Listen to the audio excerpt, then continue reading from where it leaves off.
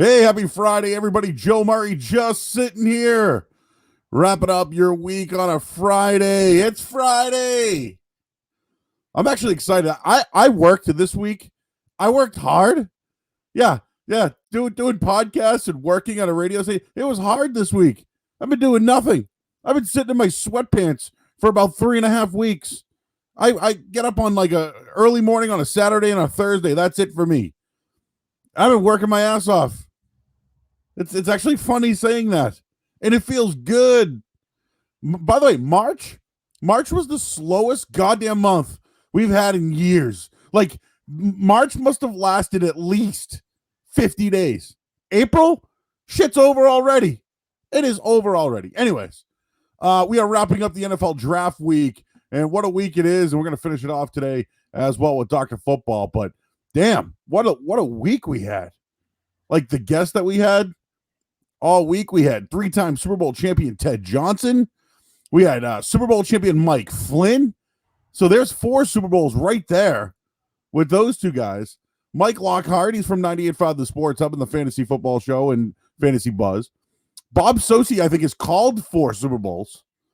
So let's see. There's 5. That's 9 Super Bowls this week. 9. And we got John Sarianides today. I call him Dr. Football. I'll bring him in right now. I'm sure you've played in a couple of Super Bowls, maybe, not NFL Super Bowls. Maybe you've been to a few high school Super Bowls or something to that degree. But what's going on, John? How you doing today, man? Not much, man. How are you? It's Friday. I'm happy. I watched the draft last night. I do consider it a sporting event. I'll get your thoughts on that. All right. I'll get your thoughts on that coming up in a little bit. But do you feel like April is going by fast compared to the month of March? Yeah, absolutely. Because every day's blending in. Every day's the same now. You don't know whether it's Monday, Tuesday, Wednesday, Thursday, or Friday. They're all the same now. Yeah, and yeah, for me, like I realized today, I had to throw some chicken away, and I realized today that it was like legit the 25th. I'm like, dude, I just bought this shit. Like I just got this. Did it have the green spots on it? That's what I want to know. No, it did not. But yeah, I had to throw that away today, and then I realized, wow, like I need a sticker on my car. Like just all these. Yeah, so I don't. Just everything kind of happened really quick here. So he is Dr. Football, John Sarianides from New England Football Journal. He's been busy doing a ton of stuff with the NFL draft. I've had him on 98.5 The Sports Hub as well. And I know years ago we both worked at 1510 The Zone.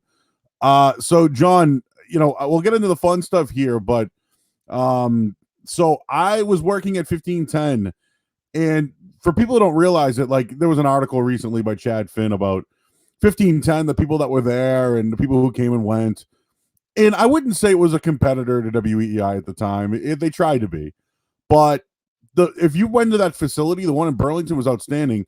And then when they moved to Marina Bay, like they had a plethora of software. Like anything you wanted, any audio you wanted from a Celtics game was there. Like anything at all. Like, so people shit on 1510, but the place ran like a well-oiled machine and had some access to things that I can't even get into now at my current building. But I used to see this name, Dr. Football. I'm like, fuck is this guy? Like who the fuck is Dr. Football? Who the fuck does he think he is? Yeah, and like Billy Landy, who worked there at the time, was like, oh yeah. So I hear like this like really deep voice talking football, and but like your shit was in the system like all the time. Like, the fuck is this guy? So anyways, kind of like tell your story. I found out recently about a couple of years ago that you grew up in Roslindale. I grew up right on the Rosie line, right where the golf course is. But yeah, kind of like tell your story, man. Like, did you play ball? And I know you've coached now. You spent years in radio. Kind of like tell everybody your story. Yeah, so you mentioned 1510, Joe. I kind of got my start there. I'd started before 1510. I was actually doing Calling All Sports with Norm Risha. I was actually his draft expert. Wow, Norm Risha. Years. Holy shit. And I haven't heard that name in, years. Like that legend, a fucking legend, man. He was a radio legend. In fact, I would do a show with him the Sunday after the draft, and it was him and Gary Tangway when they were on 96.9. So Wow. I was their draft analyst. And then I went over to BCN, kind of like in a consultant role. I worked with Bill Abbott, Mark Capello, and those guys right at the start of the Patriots Super Bowl runs there in 01. And then that's when I started at 1510 as well. I started working with Ryan Russillo, Kevin Winter. I started doing draft stuff with them, but then I also started doing fill-in work. So I started at 1510 in 02, and I did a lot of afternoon shows, just covering shifts and stuff. I worked with John Anik, Anthony Pepe, Mike Wynn, great group of guys. You know, and you mentioned we fancied ourselves as competitors to EI, but I'll tell you, we had a top-notch operation over there. And I know that this wasn't talked about in the article a few weeks back that Chad Finn wrote, but it really was. For guys like me and you, it really was a place where we can get our feet wet and learn the business. And it was an invaluable experience. Through the years, I've done different websites, different blogs. I've also been on EI. And then, of course, I've been doing phoners with you over at 98.5 now for 8 years. So needless to say, I've been around. I'm old. As far as playing football, all I did was play high school football. Just because I looked the part doesn't mean I participated in the part, if you will. But I have been coaching for 24 years. I do have 2 Super Bowl rings as the offensive coordinator at King Philip. We went back-to-back in 16 and 17, but they're not Super Bowl rings per se. Whatever. So, you put them on the mantle. Yeah. Hey, listen, they're still in the Jostens little boxes. I have them in the in the drawer where the china is. But yeah, so I've been involved in football media / coaching since I started coaching at 19. So I started coaching in 94, but I've been involved in the media side of things really since 1999. So what I like what you did a couple of years back. So I worked at 890 for a period of time. A short period of time. I found out one day it was going to be my last show, and it was turning into a salsa dancing station. Literally, what happened? Hey Joe, today. I remember that. I was like, shit. And dude, I thought I was like getting a raise because I was making $10 an hour at one station. It's like, hey, you gotta go over to $8 an hour. I'm like, what the $8.90? Like ESPN with the pay shit. Well, they should have given you $8.90. That's what they should have done. They should have been the negotiation number. Yes. But yeah, I remember you did ESPN the high school stuff with who are the guys? Brendan Hall and Scott Holiday. Yeah, I love those dudes. That was a good time for you, right? Like you were kind of in the trenches, and that's one thing, right? People kind of shit on high school sports here, football, because of like Texas and Florida and all those other places, but there's been a lot of talent that's come out of this area, and I do feel like sometimes that people in this area don't get enough credit for like coverage of high school sports. People try it. I know it's not a big draw, but it is good for these kids to see it. And the sports of every year does all the Super Bowls, but it is good for these kids to, at least have, we know every week it's in the Herald or Dan Ventura will do something, but it was a good outlet where you guys were like going to games and tweeting about games and plays and shit. That was a good source that kind of went away. Yeah, no, we had a lot of access to a lot of, because they were part of the craft group, we had a lot of access to their studios, and we were able to do some stuff that wasn't being done in the area in terms of coverage. We were able to do podcasts, and we were able to do shows where we got into the nitty gritty, the X's and O's. And then, of course, Joe, you talked about the coverage. I mean, Brendan and Scott would cover games every weekend. They would go to practices. And then the Super Bowls, I mean, that was a lot of fun. I mean, we were at Gillette all day, 3 square meals, covering 6 games, get there at, 8 o'clock in the morning, leave after midnight.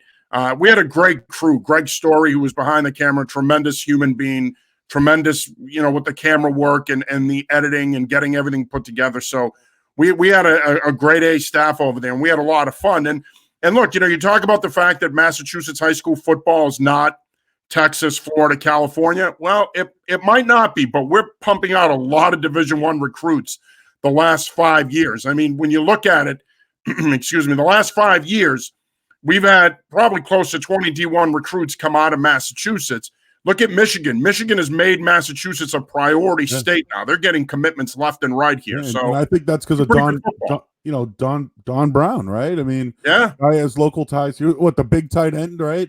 from Penn State right now is being compared to Gronk, and he's from the area. Pat Frymuth. Yeah. Yep. So yeah, that was one thing I loved that you guys did, and I know you're trying to do that with New England Football Journal, which you're currently working at now, and you guys got a bunch of good draft stuff.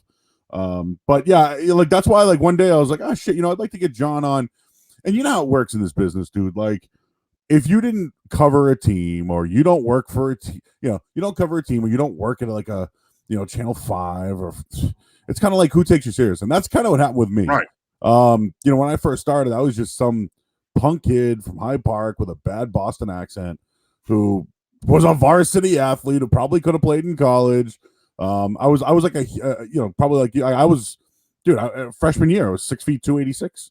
I was like, oh, you gonna play football? Hell yeah! Hey, I was 6 feet 245. So there you go. I was like, yeah, we get along. I was like, yeah, I want to play fullback. They're like, you're playing line, bud. I was like, no, I can run. I can get, dude. You're playing fucking line, buddy.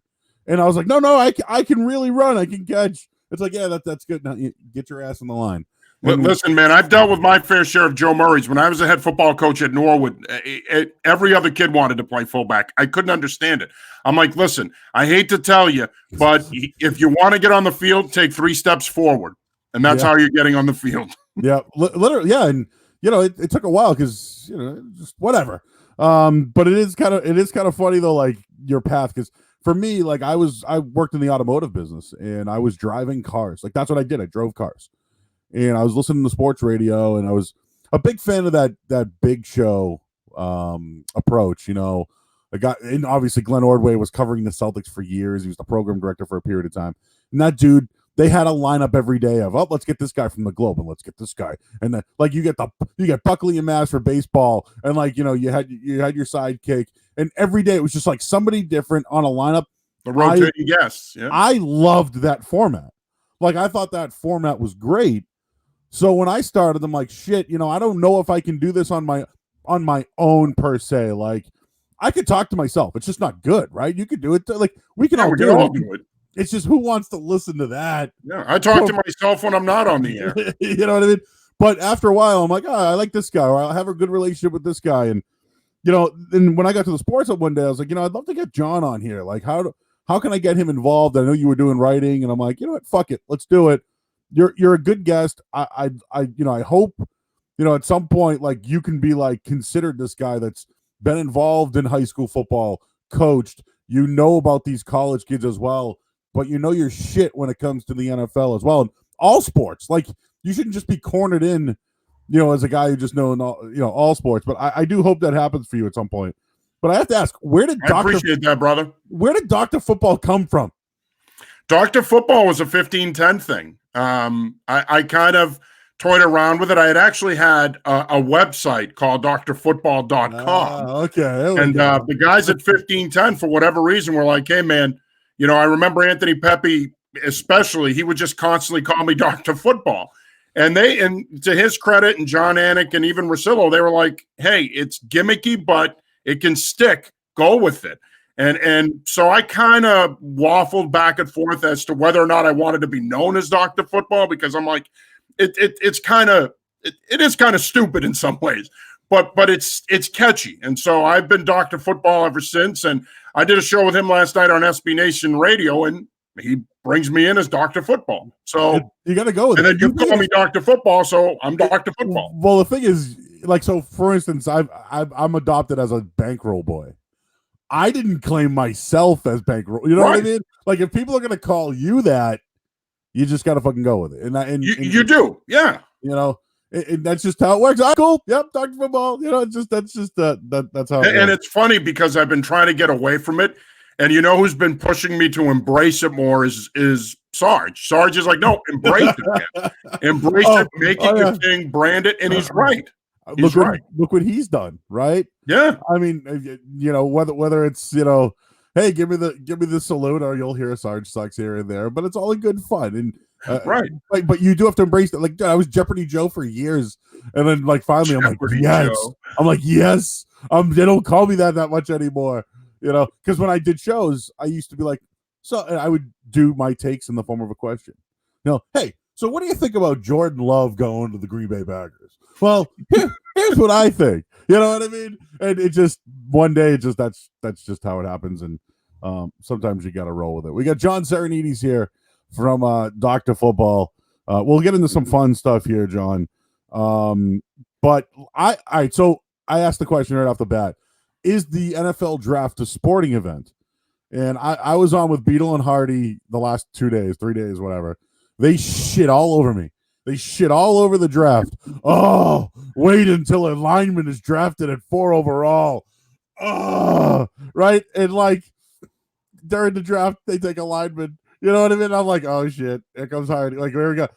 But to me, it was a sporting event. Like, I know what we have going on in the world, but like, I don't know. I watch these kids in college. I know their stories. I know about, where they played and where they might be a fit and where they are reach. So to me, like, yeah, this is a sporting event to me. So I know you're a guy who loves all this shit too. Do you consider it a sporting event? Well, it's funny. I think it's a sporting event now with what's going on in the world, but under normal circumstances, I wouldn't consider it a sporting event.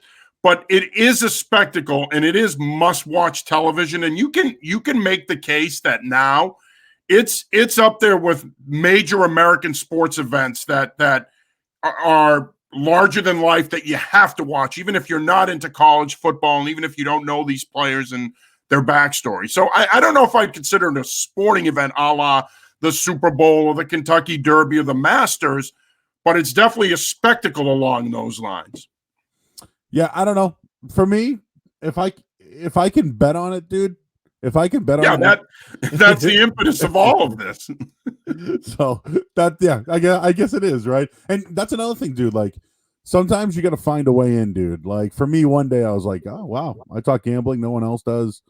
Let's try this. You know what I mean? And it works. I don't man, and you and Dan do a great job with it. It dude, like, the one thing that that people have told us, and what's successful is we did a podcast and it got sponsored. Like, that's to me, that's like, yes, we did a good job. But like, the show's entertaining, and we're not like, hey, what do you like, the over or the under today? It's kind of like if I don't like somebody, I won't bet them. Like, you know what I mean? Like, and that's my own take. And fade or follow at your own risk. Right. But you're not talking about Lou the bookie and him giving you advice in some street corner in Hyde Park. Yeah, but you might be like that when it comes to the Green Bay Packers or the Montreal Canadiens or one of your favorite teams. You have a little bit of bias. Oh, absolutely. Let me tell you something. I know we're going to get into it. I was not happy last night. I was not a happy man. We'll talk about that because I had a rundown. I'll pull up my tweets because I wanted to highlight like some of the things that happened in round one last night. Because overall, I thought it was good. So yeah. So Jordan Love was the upset we'll get into. The kid Becton, holy shit. Is he not awesome? Did you see his fucking dad too? Like, it was funny. I was watching it. I was with the wife. She goes, oh, that guy in the gray? I go, no, the young kid that's sitting down. But yeah, did you see him pushing the car? Like, yeah. Holy shit, that guy's There's a lot of great storylines in this draft. Wait till DeAndre Swift gets picked tonight and they talk about his old man. His old man's a power lifter. So there's some great backstories in this draft. But Mekhi Becton, first of all, the physical tools are insane. But second of all, you could see why he's also as big as he was. I mean, I'm assuming it was his mother and his father. I mean, they were big people. He is a big, big man. Holy crap, is he big? I was I was scared for a second. Like, I'm like, holy shit. And these guys can move too. Like, that's the scary thing. Like, I saw the kid Wirfs, the way he jumped out of the pool like that. My knees hurt. Like, right. Like the way he landed, I'm like, ow, my knees. Yeah. I would have needed like you and like 3 other people to like lend me a hand to get me out of the pool. And this dude's like jumping out of the pool as if he's Spider-Man landing in the top of a building or something. So some other things I put last night. Cliff Kingsbury flexing all over everybody with the nice apartment. In the bachelor pad. Talk about straight out of GQ. Right? Like he was flexing hard. Jerry Jones, right? On a yacht, And I was joking about it, like Jerry's gonna make the pick. And McCarthy couldn't handle the fucking camera, right? He's like, look, it was like too close. Right. He's like practically making out with it. And they made the funniest thing too, because you know a lot about McCarthy. Well, and the thing is, Jones looked like he was about to film an E-Trade commercial. Yes. What the hell was that? But think about it, right? They made mention that they haven't given Aaron Rodgers like a first round pick, like an offensive option in years. And McCarthy goes to the Cowboys, and CeeDee Lamb falls in his lap, dude. When I so there was 3 picks to go. Judy's on the board and Lamb is on the board, and I go, the Cowboys are going to get one of those guys. Yep. I would have bet the house, because we know the tale, right, of Jerry saying I don't want to pass on Randy Moss again, and Des Bryant was a hit. I know people might shit on that a little bit, but I think he was a hit. But like, you can't pass on CeeDee Lamb. And dude, no. Here's the thing with Lamb for me. I don't know another receiver in that draft like Rager, but another guy when he has the ball, how explosive he is with the football. So like Ruggs is just speed. Judy is speed, skill, talent, but Lamb is going to play slot for the Cowboys. I think he's going to play the slot, and I think he's going to be dominant with the football. No, I agree absolutely. The thing is, when you look at this draft, there's 4 guys that are those open field big play type of guys, and that was Ruggs, CeeDee Lamb, Jalen Reagor, and Brandon Ayuk. And all 4 of them went in the first round. But here's the difference, though. I think CeeDee Lamb also has that catch radius, and he has that size. He's bigger than all 3 of those other guys. So I think that's where, if you're Dallas, I mean, if you're Mike McCarthy, you're sitting there, you're giddy. Because if you think back to when the Packers were good in the early 2010s, they were an 11 personnel team that could trot out 3 really good receivers in Jordy Nelson, Greg Jennings, and Donald Driver, and then eventually they get Randall Cobb. But he's got to be giddy being able to now put Gallup out there and Amari Cooper and now CeeDee Lamb. It doesn't matter who plays tight end, because with those 3 receivers and Zeke Elliott, along with Prescott and his ability to run the football every now and then, they're going to be tough to stop offensively. I was going to say, Dak Prescott, no more excuses, man. Get the ball out of your hand, run when you have to, don't make mistakes, hide behind that offensive line, give the ball to Zeke. And although I think Dallas probably could have went defense, I don't think you could have given up a talent like Lamb off the board. No. Best player on the board. You got to take him. And I think they'll go defense. We'll talk about the guys still available. I'll wrap up a few more things. Vrabel's Wild House, right? the one kid looked like Aaron Rodgers. Then I don't know what the fuck the other kid was wearing, right? Like, what was that? He's a weird dude, man. He is a weird dude. He was dipping too. So he was. Oh yeah, he was packing. In one segment, I saw a dude dipping a cigarette, like somebody needed a cigarette after someone got picked, and I'm like, "Where's the bong? Like, we need a right. fucking Where's bong. Larry Tunsil with the gas mask? we need that at some point." But hey, by the way, I have a great Vrabel story for you, real quick. Yeah. So in 2004, me and Ryan Russillo were hosting a Monday Night Football show at the Charlie Horse in West Bridgewater. And they had a set up on the stage back there. And so we're sitting there doing the show. We're in a commercial break, and I see Vrabel, his wife, and his kid walk by. And I said to a kid that was interning, I said, hey, I said to Russillo, I said, we should try to get Vrabel after he's done with his dinner, see if he'd be willing to come on with us for a couple of minutes. And, Ryan's like, well, I think we can give him a gift certificate or whatever. They had a way to compensate him. So we had the intern, as we come back from the commercial break, we're talking about the game. They had lost the day before. I forgot who they lost to. But I'm talking about the fact that they couldn't set an edge defensively. Vrabel had a really hard time setting an edge. He was allowing guys to get inside of him in the run game, blah, blah, blah. So I'm saying all this. And, of course, as you know, I'm pretty freaking loud. So next commercial break, we send the intern over to see if Vrabel would want to come on the show. Vrabel says to the intern, I'd love to come on your show, but that guy there with the big mouth doesn't think I can get off blocks and defeat the reach blocks. So I'm all set. Oh, so that's my Mike Vrabel story. What do you think's up with these linebackers that get really like Van Noy, right? He was a guy that got a little upset with if you said something bad about him. I didn't think Vrabel was that kind of guy. Well, they're a sensitive lot, man. And they got an ego, because you got to remember, in order to play linebacker and do it for 3 downs, you got to be a player, because you're doing a bunch of different things. So they have an ego. And Vrabel's got a great story. Obviously, we know he is a great athlete, could play a little tight end, but at the same time, he grew. He was a long snapper, I think, at one point. Ninkovich was too, I think. Yeah. Similar guy, right? Isn't that so weird? How like they went from Vrabel to Ninkovich, and it just was like seamless. And I know Vrabel was more talented, obviously, but it's amazing that it didn't work out with him in Pittsburgh. I could see why it didn't work out with Ninkovich in New Orleans. But with Vrabel, how does it not work out with that skill set in the Steelers? Now, there was a lot of talent in front of him, so I'm sure that was part of it. But still, I mean, how do you not find a way to keep a guy like that and develop him? Another one here was let's see, Vrabel's girlfriend. No, sorry, it's not Vrabel. The girlfriend getting rejected by CD Lamb. Well, that's because his side boo was on the other phone. That's why. I thought that was fairly interesting. I thought it was too. And Roger Goodell sucks. Yeah, I super annoying. I thought he sucks. So that was. I mean, the whole thing with him staring at the virtual crowd. At one point, he's doing the skull thing with the Viking fans. I'm like, dude, enough. Give it up. You're not funny. You're not personable. We're not going to like you anymore after tonight.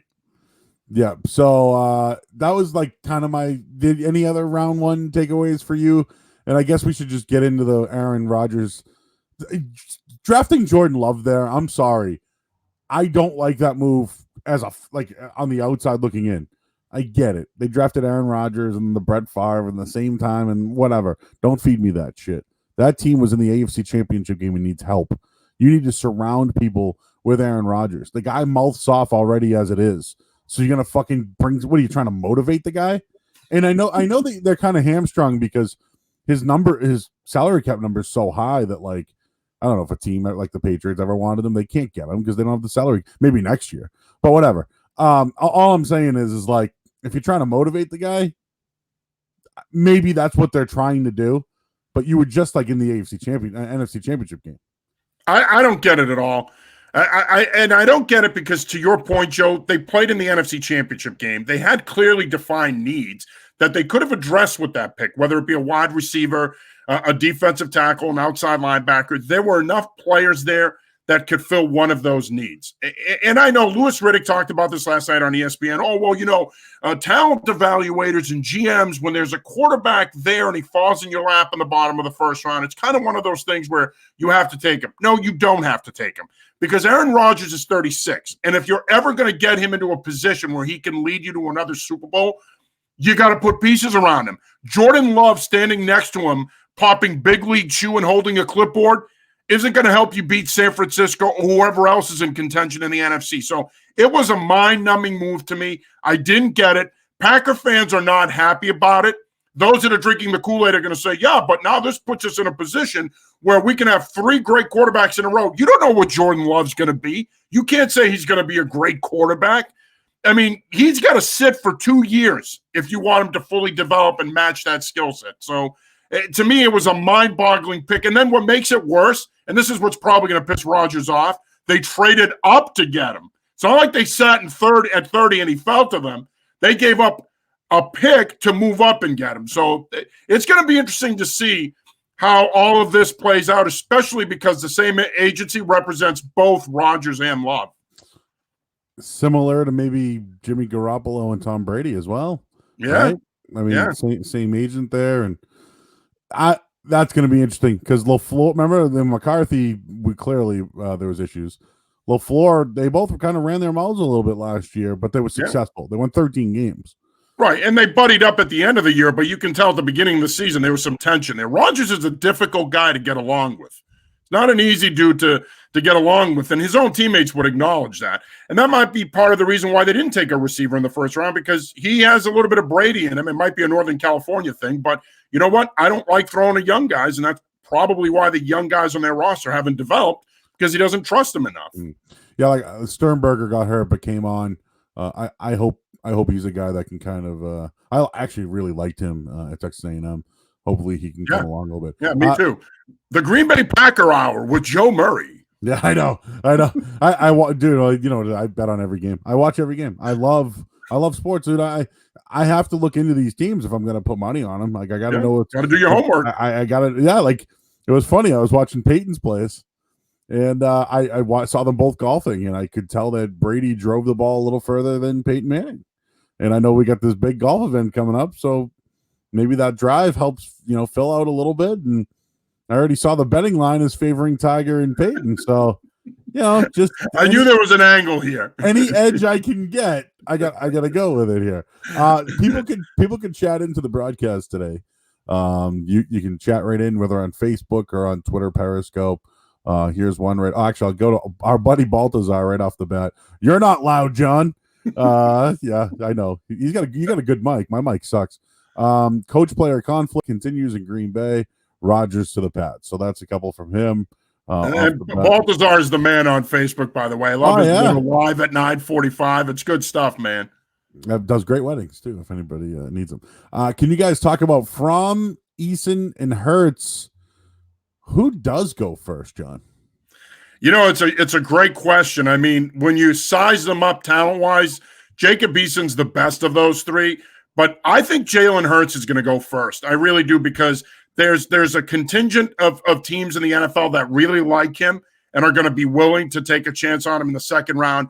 From and Eason, to me, could I see them going in the second round? Yeah, if there's this second run on quarterbacks, they could go in the second round, but it wouldn't surprise me if Eason slipped into the third round. But I think of those three, I think Jalen Hurts is going to go first.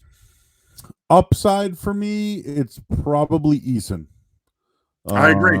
Because Fromm is, I like Fromm. I do. Winning the guys he's beat out of, just throw that into the mix.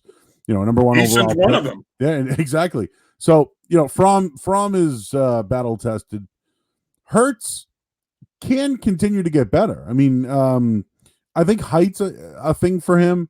He did make mistakes last year, and he was throwing the ball more, so maybe that was the reason. I think Hurts is an NFL player. I think he can help in situations, whether it's 2-point conversions, short yardage. I think he's a player. They're all players. I think Eason just has the higher upside. Eason, though, reminds me I feel like if he went to Pittsburgh and went behind Ben Roethlisberger, it'd be a seamless transition. I agree. I don't want to use comparisons. I think Eason's the biggest. I think Fromm's the most battle tested, and Hurts can probably do the most things. Yeah, I think that's a fair statement. I think the thing that you got to remember with Jalen Hurts is when you look at quarterbacks that were running quarterbacks in college, now, of course, the litmus test or the ultimate comp, if you will, is going to be Lamar Jackson. He's no Lamar Jackson. I mean, Lamar Jackson is an athlete on par with a Michael Vick. That's not Jalen Hurts. But the thing you like about Fromm and Hurts is the intangibles, right? They can lead a team. They have the respect of their teammates. They do enough physically that if you put the pieces around them, you can win with them. They probably can play a little sooner than Jacob Eason can. I think Eason's going to need a year or two, and I despise this term, but I'm going to use it anyway, to marinate, since we both like food. He needs a couple of years to marinate, if you will. But yeah, I mean, look, Jake Fromm to me has some physical limitations, but you got to love the kid's moxie, the intangibles, the leadership, and by all accounts, he's a quality human being. So I think on those things alone, he's probably going to go sooner than he should if you just strictly base it on physical talent. Yeah, and there's more quarterbacks that I don't know if another. All right, I'll ask you: will another quarterback go in rounds 2 or 3 besides those 3 guys? James Morgan is a guy to me to keep an eye on, and I think he's a guy to keep an eye on with the Patriots. I know that they liked him a lot. They really spent some time with him at the East-West Shrine game, and I know that Josh McDaniels is a fan of his. So I think he's the other guy in that group of 4 potentially that could be in this next run of quarterbacks either tonight into early tomorrow. So I agree with that. And dude, the weirdest connection, I kind of looked into this. So Dino Babers, who's at Syracuse, was at Bowling Green when Morgan was at Bowling Green. Well, before that, Babers was with Jimmy Garoppolo. Isn't it crazy? And so, like, I don't know if there's a connection there, but maybe they like him. Maybe there's like because Babers wants to run that high-powered offense, and it didn't work out for him. He transfers out. He goes to Butch Davis, right? I mean, yeah, he's been through a few good coaches, and they interviewed him, and yeah, he's probably another guy that I would take a look at. All right, and the thing is, he's a guy that I think when you look at the prototype of what they like at quarterback, he fits the prototype. 6'4", 230, can throw the ball effectively at all three levels. He takes care of the ball, nice pocket presence. So he is their prototype, if you will. Yes, I totally agree. So the Patriots, okay, they were at 23. They moved back. My take, good. They didn't have another pick, dude, from, up until 87. 23 to 87, dude, like, to me, that's go get a second round pick. There's still plenty of talent. So right now they're going to get the 37th pick. What? So they got 5 picks in, right, in the second round here? Yeah. Dude, just off the bat, I think AJ Ibanez is the guy. That's my guy. I agree. I mocked him to them this morning. Dude, and I want to get to that. All right. I watched a lot of college football. Tell me I'm wrong, whatever. Epinesa on that Iowa defense made plays consistently. Well, I mean, like 3rd and short, 3rd and 4 on a big, because that Iowa offense was not good. No, they got better. Okay, but Epinesa every game, like you'd hear the announcer, who else? AJ Epinesa, like they got. I thought he was better than Chase Young. I know that the upside for Chase Young is there, whatever. But Epinesa, to me, you draft him, he's playing end. And think about it last year. I was talking to Bob Sosi yesterday about this from the Pats. They got ran on. If you remember that divisional game, I know Derrick Henry was running on everybody, but they had nobody to set the edge. No. It's an area of concern for them. He can play right away. And absolutely. I mean, when you think about him, the biggest knock is he's not twitchy and explosive, right? He doesn't bend naturally. All the cliche words that are used this time of year when it comes to the draft. But Joe, you hit the nail on the head. 2 years ago, when he wasn't a starter, he was even more productive as a situational rotation guy. Last year, he starts. The numbers aren't as good, but man, he did the little things. And that's the thing. Like you said, on a 3rd and short, he could set the edge, squeeze that C gap now, and he could force a cut to where a spilling linebacker is who can make the tackle. He's a great scheme fit for the Patriots, and that's part of the reason now. This morning when I reevaluated the board, I'm like, he makes a ton of sense for them at 37, given his style of play and what they want their defensive ends to do. So let's get back to them moving on from the number 23 pick. Murray was there. I like Kenneth Murray. He really stood out to me in that Oklahoma-Texas game. I like him too. Dude, like he's going to be a good player, and that's what it's going to come down to, right? This is what draft is all about. It's all about, hey, this is the guy they didn't get. Well, they passed on Patrick Queen too, and he's going to go to the Ravens and probably be a stud there as well. So that's really what it comes down to at this point, dude, is can they get multiple players to be better than the one guy, like the horse to the pony, right? Yeah. To me, I think there is that talent. I think there is at 37. Now, whether it's Michael Pittman, who I think they should grab, if he's there, fucking get him. McKinney is that. I mean, McKinney is probably still a 1st round grade. Oh yeah. And then there's Dobbins. I don't want them to go after a running back. I just don't want them to do it. So then, for me, like there's still those guys are there. Like I know you passed on Murray, and I know that Jefferson went, but there's still those quality guys still sitting there. Patriots fans are pissed that they traded down. To me, I look at it as they needed to get another pick, a 2nd round pick, and they're probably going to fall into 2 good picks instead of the 1 home run. Well, the thing that Patriot fans need to understand, though, is that me and you might like Kenneth Murray, but we don't know what their board looks like. We don't know how they stacked it. They might have stacked their top 5 on their overall list, and they might have realized, you know what, 3 of these guys are going to be sitting there at the top of the 2nd round. So, you know what, let's move down, get the 2nd rounder, get the extra 3rd rounder to where now you have enough picks in the 3rd and the 4th round where if you wanted to, you can move back into the bottom of the 2nd round again. And add more picks and add more players. This is what it's all about. It's about reshaping the roster here. Yeah, Kenneth Murray is a very good football player, a 3-down, 3-level guy, and he would have made an impact. But to your point, you can add more now. You can pick up that extra 1 or 2 players in the next 3 rounds that could give you more of an impact long term. And I think that's how Belichick looks at it. And besides, look at the board right now, Joe. You have a lot of talent sitting there at the start of day 2. You got McKinney. You got Yetur Gross-Matos. You've got Cole Kmet. You've got Epinesa. You've got Jalen Johnson, the cornerback out of Utah. There's a lot of talent sitting there. They're going to get a good football player at 37. Yeah, and Grant Delpit is there as well. Another one, yeah. We saw him at LSU. Like, I think he could play nickel corner.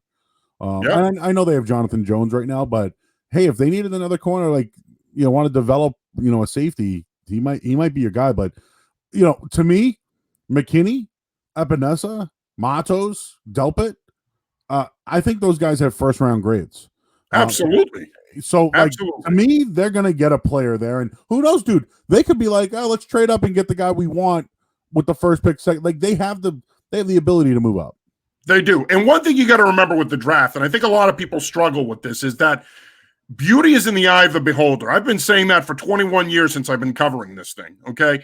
Who we think is a good player is not necessarily a good player to them. All you got to do is look at Kansas City. They take Clyde Edwards-Helaire at pick 32. Most people probably graded him out as a second-round pick, maybe even early third. But the Kansas City Chiefs looked at this and said, you know what? He fits our scheme. He fits what we want to do in terms of using our backs in the passing game and pushing the tempo. He's the best back for that in this draft.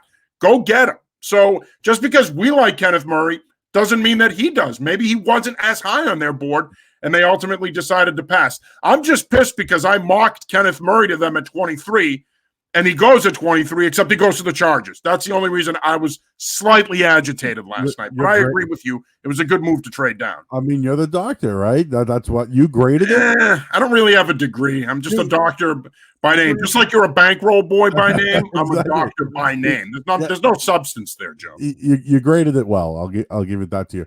Frank MillsBuddy checking in. Malik Harrison, thoughts? I like him. I like him a lot. And I think, look, this draft is deep. And I think that there's a lot of talent there, especially on the defensive side of the ball. These are guys that can step in and play right away. And let's remember one thing about the NFL today. The NFL today is really a 1 to 2 contract league when it comes to players. It's all about maximizing that first contract and possibly getting a second deal out of him. If you get a third contract out of a guy, then you did pretty well with that pick, especially if he stays with your organization into a third contract. So there's enough talent there now that they're going to come out of today with possibly 3, maybe even 4 really good football players that are going to step in and play for them right away. Harrison is a guy to keep an eye on for sure. So in New England Football Journal, you write about them moving down. You mention other players that are still on the board. The pick 71 gives them ammunition. And you mentioning that Caserio said that it resembled the 2009 draft. It mentioned some of the guys that were in that 09 draft. Well, I mean, you had Patrick Chung. You had Ron Bray, sadly, who I think was a good fit for them, had some weight issues. He, of course, went on to pass away. But look at the first 3 picks you took in the second round of that draft, or 3 of the 4 picks you took in the second round of that draft. You get Patrick Chung, still with the organization. You get Darius Butler, who played for them and helped them. And then you get Brace, who fit in. Yeah. And then you get Sebastian Vollmer with that last second-round pick. And, of course, that's the draft where they also got Julian Edelman in the 7th round. So 09, if they can somehow replicate 09 this year in terms of value, then you can't be disappointed as a Patriots fan in terms of what they got. Totally agree. And if they're comparing it to that year, then there's going to be multiple picks. You know what, Joe? Honestly, when I wrote that piece this morning, that was my comp. I think that this draft is shaping out like that draft. I think it could be a lot like that draft. And again, like I said, if they were to get that type of value out of this weekend, that's a pretty good draft. Look, it's an inexact science. And just because Joe Burrow went number 1, it doesn't mean that Joe Burrow is automatically on a path to greatness. I mean, I love people talking about Chase Young as a potential future Hall of Famer. He hasn't played it down in the league. What the hell are we doing here? Seriously. Remember Duke Dawson? Like, did he even play? Like, I mean, I know he's on the Broncos last year, but like, we never saw him ever. Well, right. And I think that's part of the reason why Patriot fans get apoplectic whenever he trades down. And by the way, this is the 6th time in the Belichick era that they didn't pick in the first round. But I think the reason why Patriots fans go berserk is because he has had some misses in the second round. and he's had some misses in the middle rounds. And I think people look at this. And by the way, it's not fair to say that he's had misses necessarily because everybody's had them. But obviously, they're more glaring to us because we're here. But you mentioned a guy like Duke Dawson. Did he even ever play here? Look at Derek Rivers from the 2017 class. He hasn't made an impact. Dietrich Wise is the only player that got out of that class, and they only took 4 of them. So I think that's why Patriot fans are a little sensitive to William Belichick trading down. So, dude, I did probably like you. I ranked like my quarterbacks and my wide receivers, and dude, I can't remember a wide receiver class this good.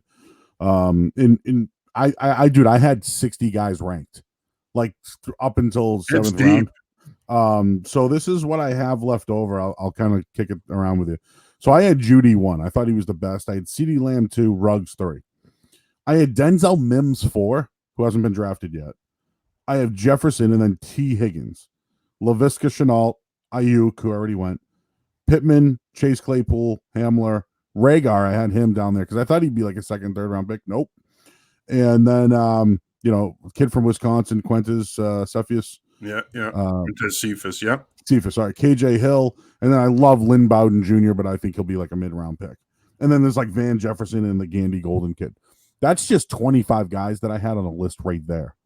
And they're all could potentially be 2nd, 3rd, 4th round picks. So, do you think N'Keal Harry can continue to be like I shouldn't say continue. Do you think that he'll be a player, a 1st round talent? Because I think they have to capitalize on the talent in this year's wide receiver draft. I agree. But again, I think when you look at the composition of their roster right now, you'd have to think, knowing the way he operates, that's probably a position that they may address on Saturday, right? I'd be surprised if they took one tonight, but they certainly could address it tomorrow. A guy that I really like is James Proche out of SMU. He's the all-time leading receiver there, 4-year starter. He's another guy that they've spent a lot of time with. And when you look at him physically, again, we talk about their prototypes. He's their prototype. He's in that 5'11", 190-pound range. He's a really good route runner, really good at understanding how to adjust routes on the fly, on the move, and in space. He is what they like at the position. And if you look at how they've drafted in the past with the Dobsons and the Josh Boyces of the world, they're kind of in that range physically. He's a name to watch. But it's funny, Joe, because you probably had drafts at the top at that position that have been just as good. But the sheer depth of the position, I agree with you. This might be the best class we've ever seen at that position. And we'll find out, right? They got to play the game. But as far as like guys who are playmakers, holy shit! I still can't believe some of these guys are on the board. And let's just go over some guys who are still available in general, whether it's Patriots or other teams. DeAndre Swift is still there. It's amazing, isn't it? Dude, he can do it all. Catch the ball, whatever. Xavier McKinney, I thought he was very dude. I watched a play last year where he sacked the quarterback. He chased down a quarterback, didn't get him, got back up, sacked him, tripped the ball, picked it up, and then brought it for a touchdown. He did it all in one play. Like, I don't love him as a player, but I know he's special. He's a three down, three level player. And those guys are, you know what? Even though the game's going in that direction, Joe, those guys aren't that easy to get. Plus, they love Patrick Chung in that linebacker role, right? Yeah. He could fill that role at some point. Absolutely. Even though they signed Adrian Phillips, you only brought back McCourty in a 2-year deal. So if let's say the board shakes out to where he's sitting there at 37, Belichick is a value guy. I don't think I could see him taking McKinney at 37 if he's the best value at that point in the draft. Yeah, I thought like a guy like Zach Bond might have went to the Titans. It's that kind of Vrabel. Or Green Bay. Yeah, there you go. Another guy. Wisconsin kid staying at home. He could have helped them a lot. I think T. Higgins is a player. The only thing I didn't like how soft he was in some of the big games. He reminds me of the Mike Williams. Remember Mike Williams? Yeah, back in the day, kind of like him. Maybe not as big, but Clemson receivers have that reputation. Though, remember Sammy Watkins? That was a knock on him too. That's they right. Tend to play a little soft, especially inside the hashes. That's right. I'm sorry. I had a laugh at the text that I just saw. It's about windshield wipers. Oh, nice. I thought it was going to be a viewer saying that I look like Fred Flintstone. No, can you see the Can you see there's comments to the right here. People are, I don't know if you can see those at all. Maybe I can. I can. I have to actually shift over to the live comments. I'm on private chat. There you go. Boom. Yeah, you can. There we go. You can see all the chats that. There he goes. Madden would say, "Boom." There you go. Yeah, literally, that was a good one. Josh Jones linked to the Patriots as a big tackle. Maybe He'd that's be a great value in the second round out of Houston. Then the Gross Matos. I watched him play at Penn. He was good, dude. He's big, 6'5", 266. He can be that hybrid guy that they like. Yeah, he's got the length, and the thing is, he's got that first step explosiveness and that length. He's going to be a popular name to start the draft tonight, to start round 2. I think I don't see him getting past the Giants, and I think they're picking. I want to say a couple picks before the Patriots, maybe 36. I don't see him getting past them, but he's another guy that if he's there, Belichick will have to think long and hard about. What is the deal with Ross Blacklock? I've heard first round grade from some people, power, power, and like from what I heard is motor, and gets in the backfield. He's 290. Yeah, he's 6'3", 290. But the thing with him is, and you know this because it seems like it's talked about all the time now, but football is really about versatility now more than ever. And he's your quintessential 3 technique and a 4-3. He's 6'3", 290, one gap guy, get off, can recreate the line of scrimmage. But in Bill Belichick's world, he doesn't necessarily want his defensive tackles doing that. So while he could also be a really good value pick, I don't think he's a scheme fit. Okay. And then Antoine Winfield, we know about him. Maybe Minnesota trades up to get him again. I don't know. And he's a Minnesota kid. He played at the University of Minnesota. Seven interceptions last year. But like, dude, these names that we're talking about, these are like premium. Denzel Mims, dude's a premium. Michael Pittman, we talked about these guys. Yeah, a lot of talent there. Grant Delpit is another guy. You made a good point too, Joe, that I bet you a handful of them at least probably have first round grades on a lot of these boards. Yep. Raekwon Davis, right? From Alabama. Who would be a Patriots fit. Fucking huge. Right? Like 6'6", 318. Ezra Cleveland, I know, has interviewed with the Patriots. 6'6" tackle, right? Cole Kmet, you mentioned him. The Boise State guys I kind of like because I really like Van der Bosch. Land of Van Der Esch. Sorry, yeah. I really like Kyle. Remember Kyle Van der Bosch? Yeah, I really liked him on the Titans. I also liked him at Nebraska. All right, so how do the Patriots? I want them to stay away from a corner. Okay, second round, no corner. No, I don't want to do it. I don't want it either. I agree. We're done. How about? And I'm gonna say it because I feel like they could make it work. And I know they drafted the kid from Alabama last year, and they got Sony Michel in there and James White. Would you ever consider a Cam Akers to be a complement to James White or Zach Moss as a power running back? I definitely would consider it. I think that those guys have terrific midday 3 value, especially a guy like Zach Moss, who was highly productive at Utah. A guy that you make a good point. He adds the power element to their running game. But here's the problem. You got Burkhead, you got White, you got Michelle, you got Damian Harris, who they drafted last year. Yep. So where would he fit in? I mean, obviously, at least one of those guys would have to go. So maybe Burkhead.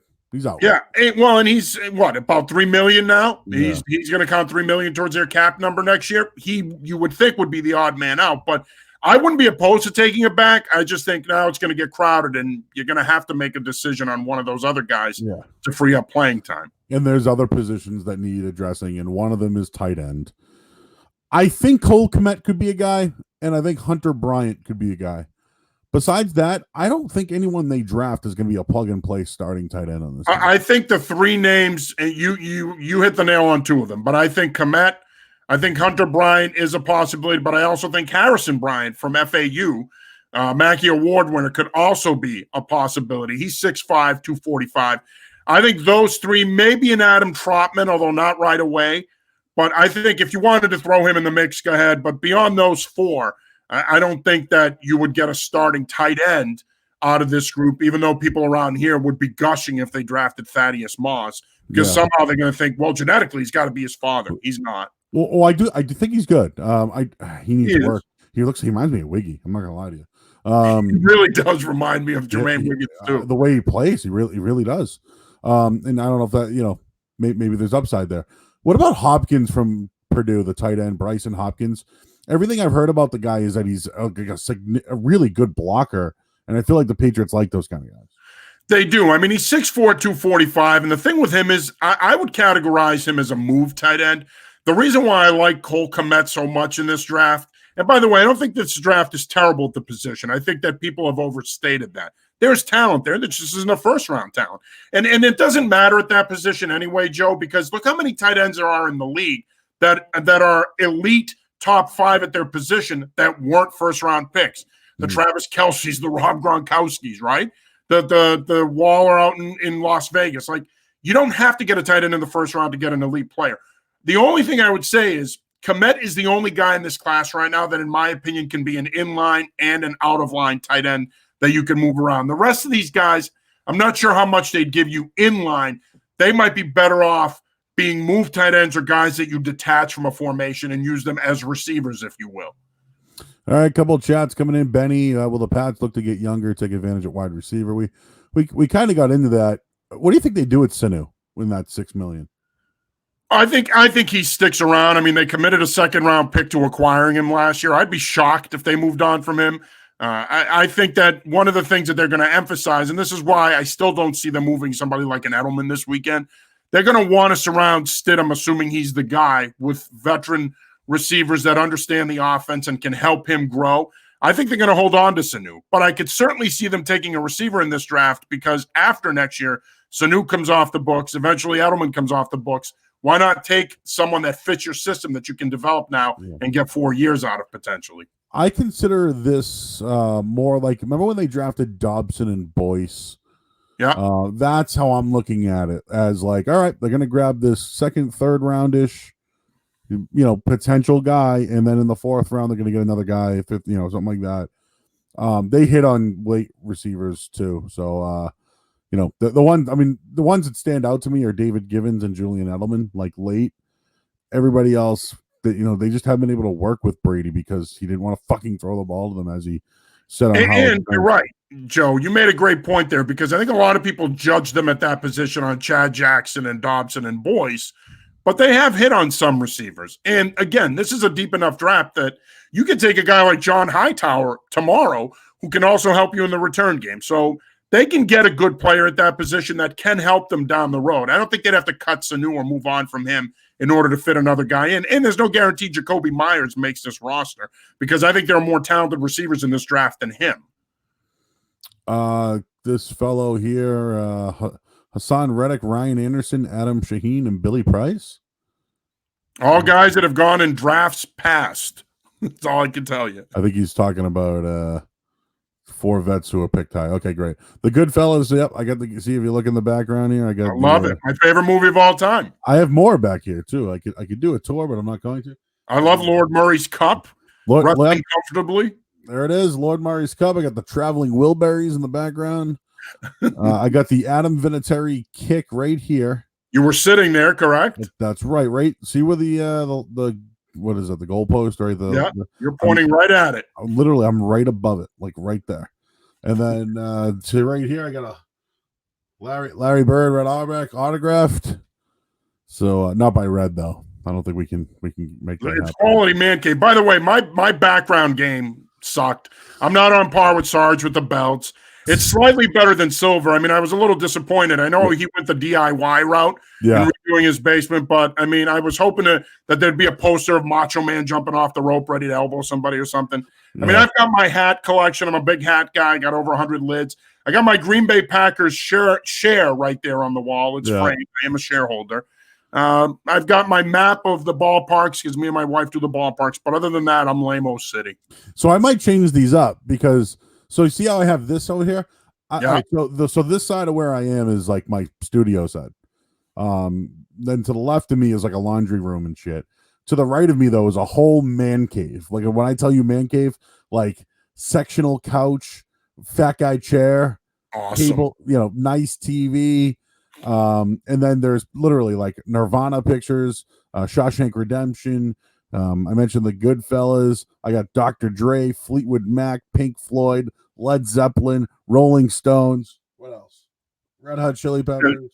Yeah, because we're music brothers from another mother. We're pretty much on point with our music interests. Literally. So I might like start switching them out, like throw everybody off a little bit. Like, you know, I'll move like Kurt Cobain here one day instead of instead of the Wilburys, and I'll put like Scarface over here instead. What else? Yeah, like rotating pictures. Yeah, maybe I'll just start. I'll start doing that. It's funny because I actually toyed with the idea of doing it downstairs. I built a gym for myself downstairs, and I was going to do it. I was going to set up everything down there right in front of my gym. But then I thought about it. I'm like, these people aren't going to believe that I work out once they see me. So what's the point of it? What's weird, dude? So weirdest thing, I've lost weight during quarantine.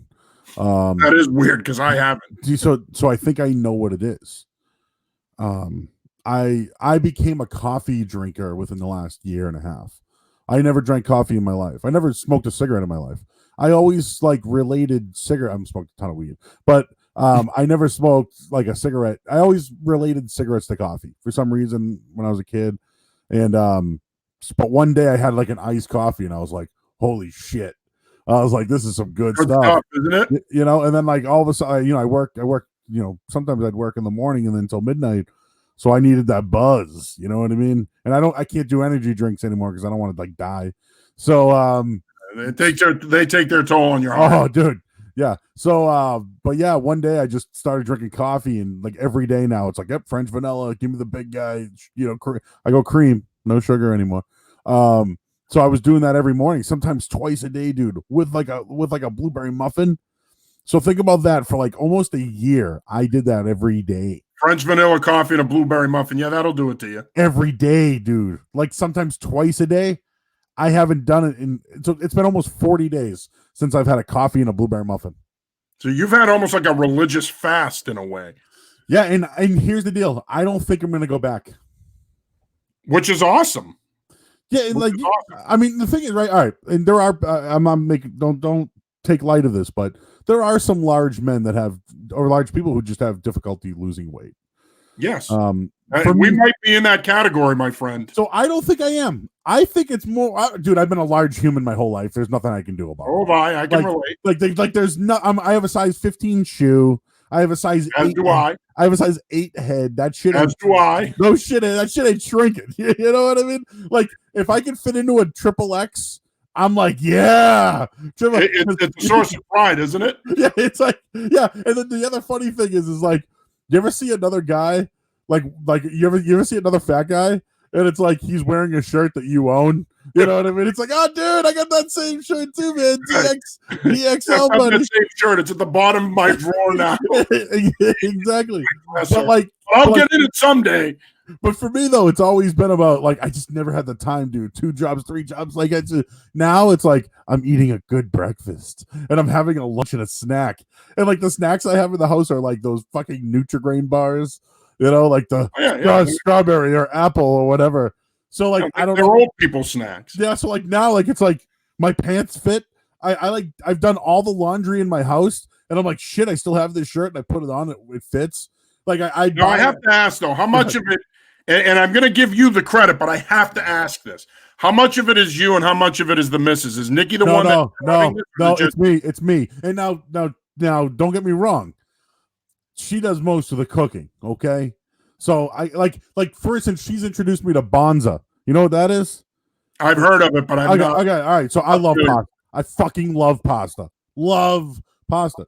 Well, Bonza it looks like pasta. If I fed it to you, you wouldn't even fucking know. You wouldn't know.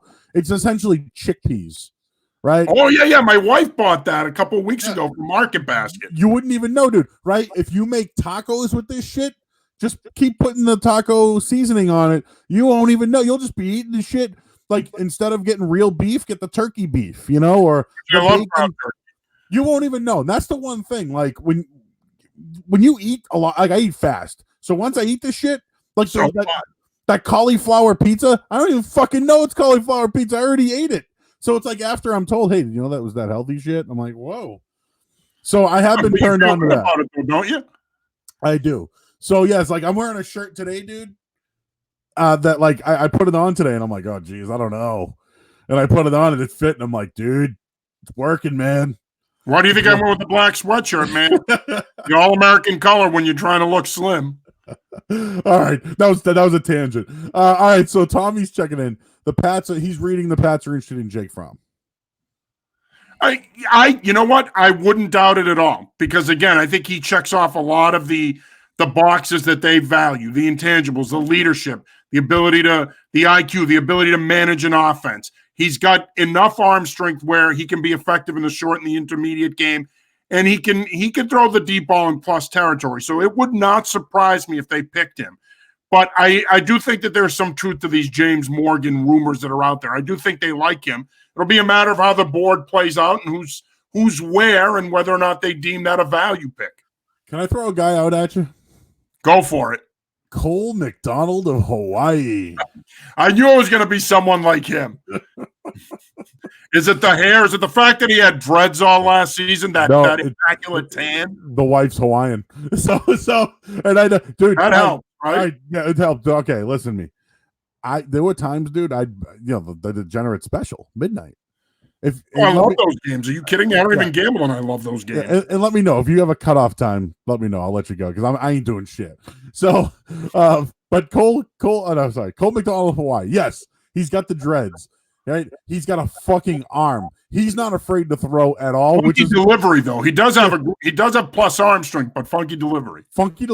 And he ain't afraid, but that's not a good thing. Okay, because he'll throw in a triple coverage, whatever.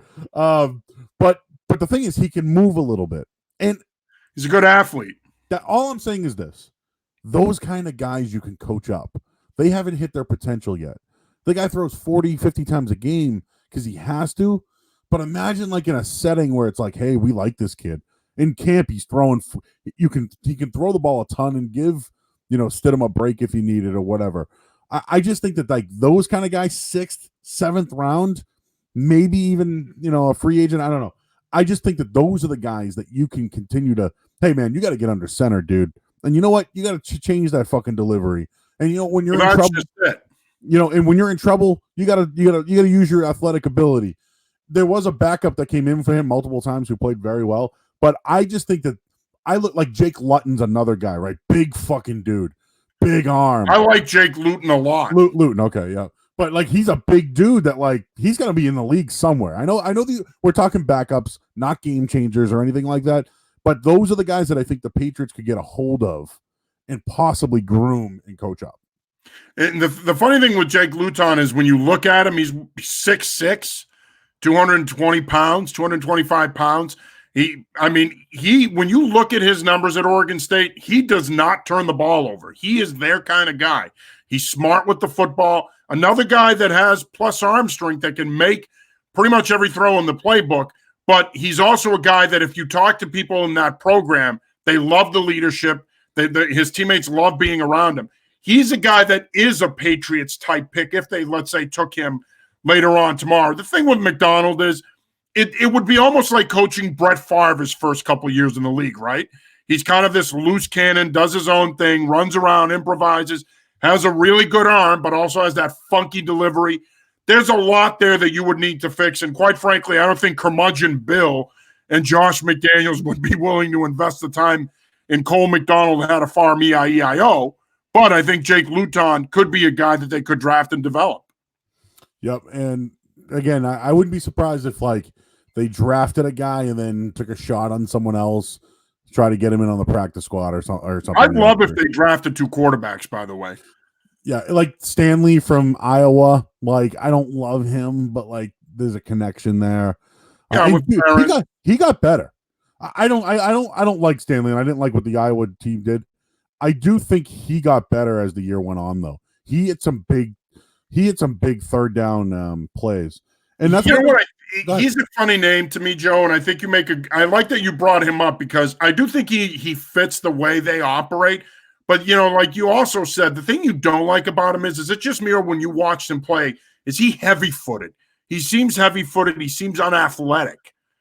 And I'm not saying you need to be Jalen Hurts or Lamar Jackson to play that position, but pocket management, pocket athleticism matters. He looks like he's running in cinder blocks. You know what I'm saying? So I see the fit with him, and I've actually mocked him to them a bunch of times when I was doing my daily mock drafts with the Patriots, but he's just the pocket athleticism is so limited there. He's so heavy-legged. It's Flacco-like. It is. No, I agree with you. And like, I don't like Brian Lewerke from in like Shea Patterson. Vomit. Yeah, I'm all set. Oh my God, vomit. But you know what? Actually, I wanted to ask you about Bryce Perkins from Virginia. He's intriguing, and the thing is, when you look at him on the surface, you're going to think, okay, dual threat guy. How's he going to fit in what they do? But I think he's a guy, when you look at the size, he's 6'3", 215, 220. When you look at him, he's a guy that can develop into a pro-style quarterback that can give you that ability to manipulate the pocket but also extend plays, which, by the way, I love how in football you're either one or the other, right? You're either a pure pocket pro-style passer or you're a runner. No, that's not it. One of the reasons why Joe Burrow was so great last year was his ability to manipulate the pocket, break, contain, and extend plays. And I think Perkins is a guy, I'm not saying he's Joe Burrow, but he's probably a better athlete than Joe Burrow, but he can be a pocket passer. He's not a guy that needs to necessarily be pigeonholed as a running quarterback. And I think that that's what happens with some of these teams. They put themselves in the corner with these evaluations, and they're off.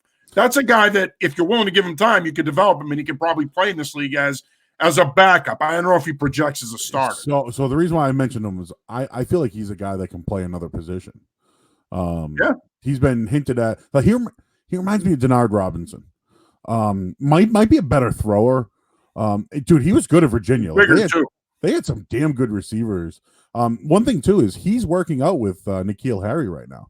Yeah, they posted videos the other night of them two working out. I just, if he got selected, I could see him sticking around as like an athlete. You know what I mean? Like a Devin Hester type. Okay, maybe we can turn you into a kick returner. Maybe you could play slot. Maybe we could put you in a wildcat. Like, he's a guy that I think if there's one guy in the draft, it's him. And, it'll be interesting to see with the Patriots this season.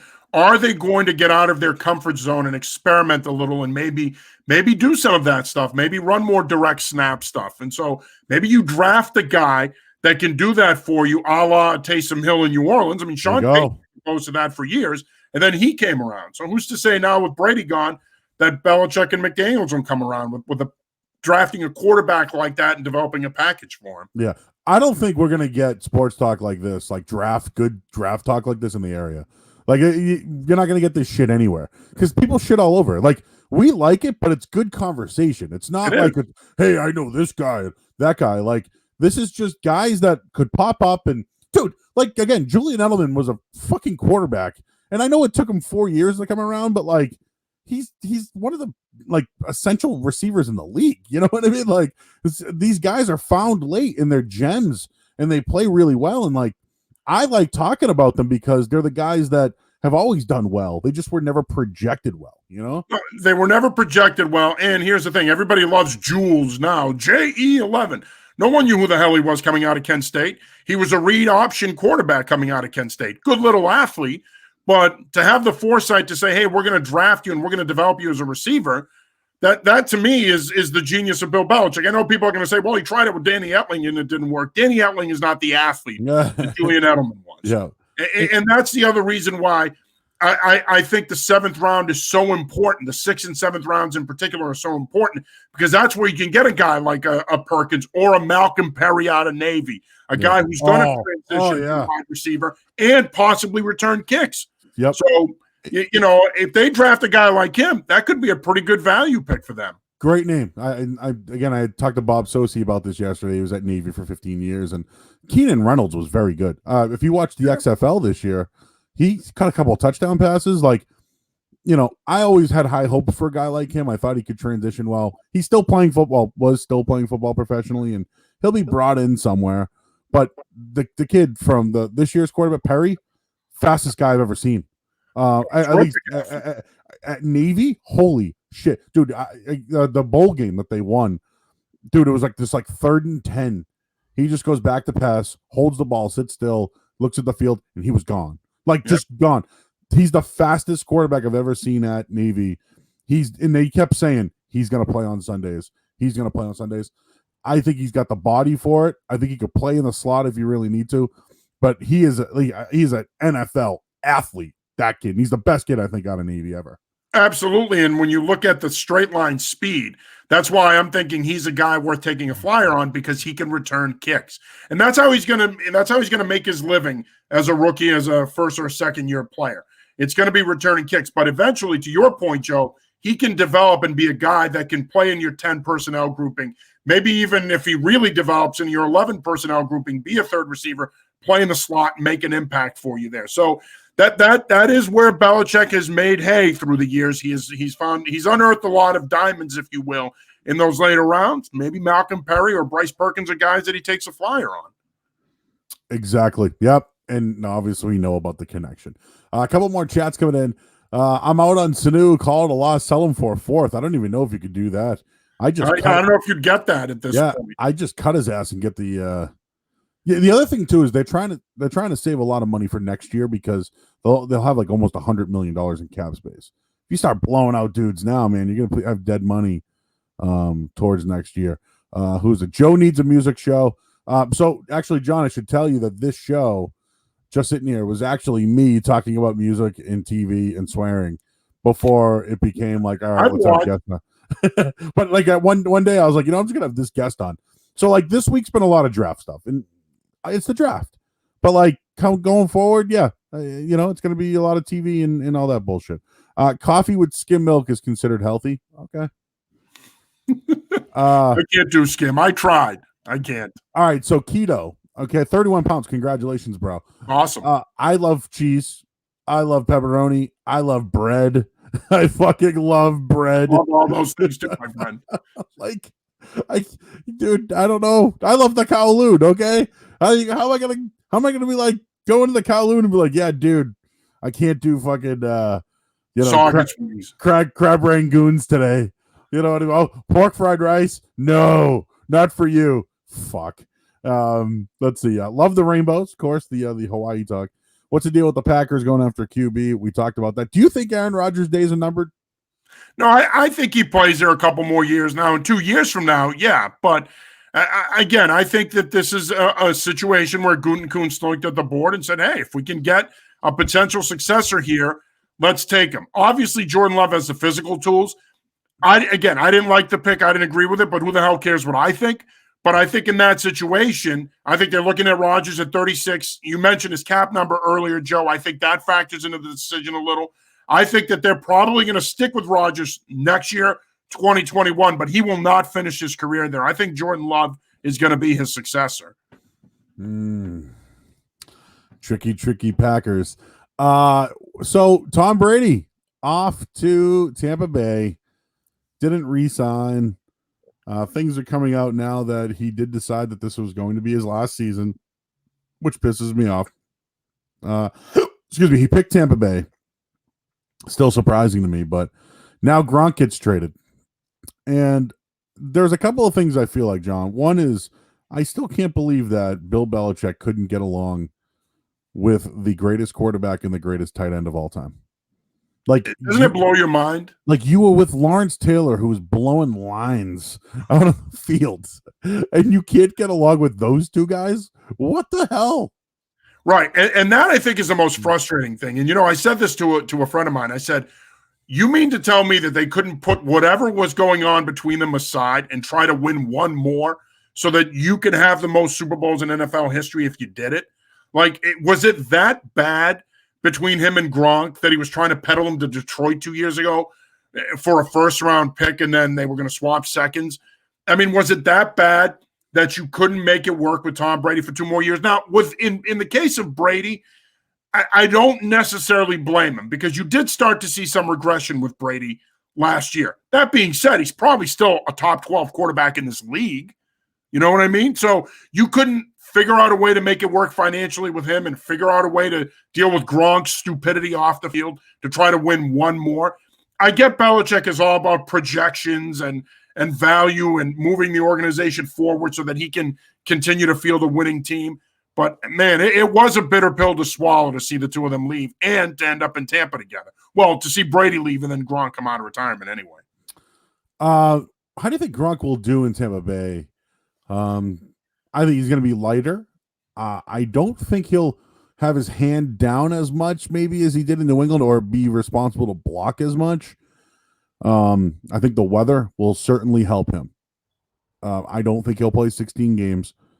But imagine in the red zone, dude, you have Mike Evans, Gronk, right? Brait will still be around. I don't know what they'll do with Howard. And then who's the other receiver on the other side there? Perriman, yeah, Godwin. Perriman played well towards the end of the year. Like that offense, and they're not done, but that offense right now is big around the goal line, and that's where Brady struggled the most with the Patriots last season. Well, and the thing is, I'm not surprised that they're trying to hold on to O.J. Howard, and I think part of the reason they're trying to hold on to O.J. Howard is twofold. One, they know Gronk's injury history. So you trade O.J. Howard now, you could go from all of a sudden having two good tight ends to having no tight ends if he gets hurt or just having Cameron Brate. So I think they really do want to genuinely hold on to Howard. But the other thing is here, Arians is no dummy. He knows that 12 personnel is a bitch to defend. And if you've got Gronk and if you've got O.J. Howard and now all of a sudden you have Godwin and Evans, you could do so much with your formations in terms of your running game and your passing game, and you can create a shit ton of matchups with those four guys. So Arians knows this. Byron Leftwich knows this. So I don't think they're going to be in a hurry to jettison Howard out of there because they know that if Gronk and Howard are on the field at the same time along with those guys, that they're going to be able to do some damage offensively, especially in the red zone. A couple of things about Tampa Bay, too, is their defense. Shaq Barrett last year was a monster. Unbelievable. Their front seven's pretty good. They were a really good running team last year, a run-stopping team last year. They have to get better, though. Like, if they want to be considered Super Bowl, like a Super Bowl team, right now, the odds have them as the fifth, sixth best team to win the Super Bowl.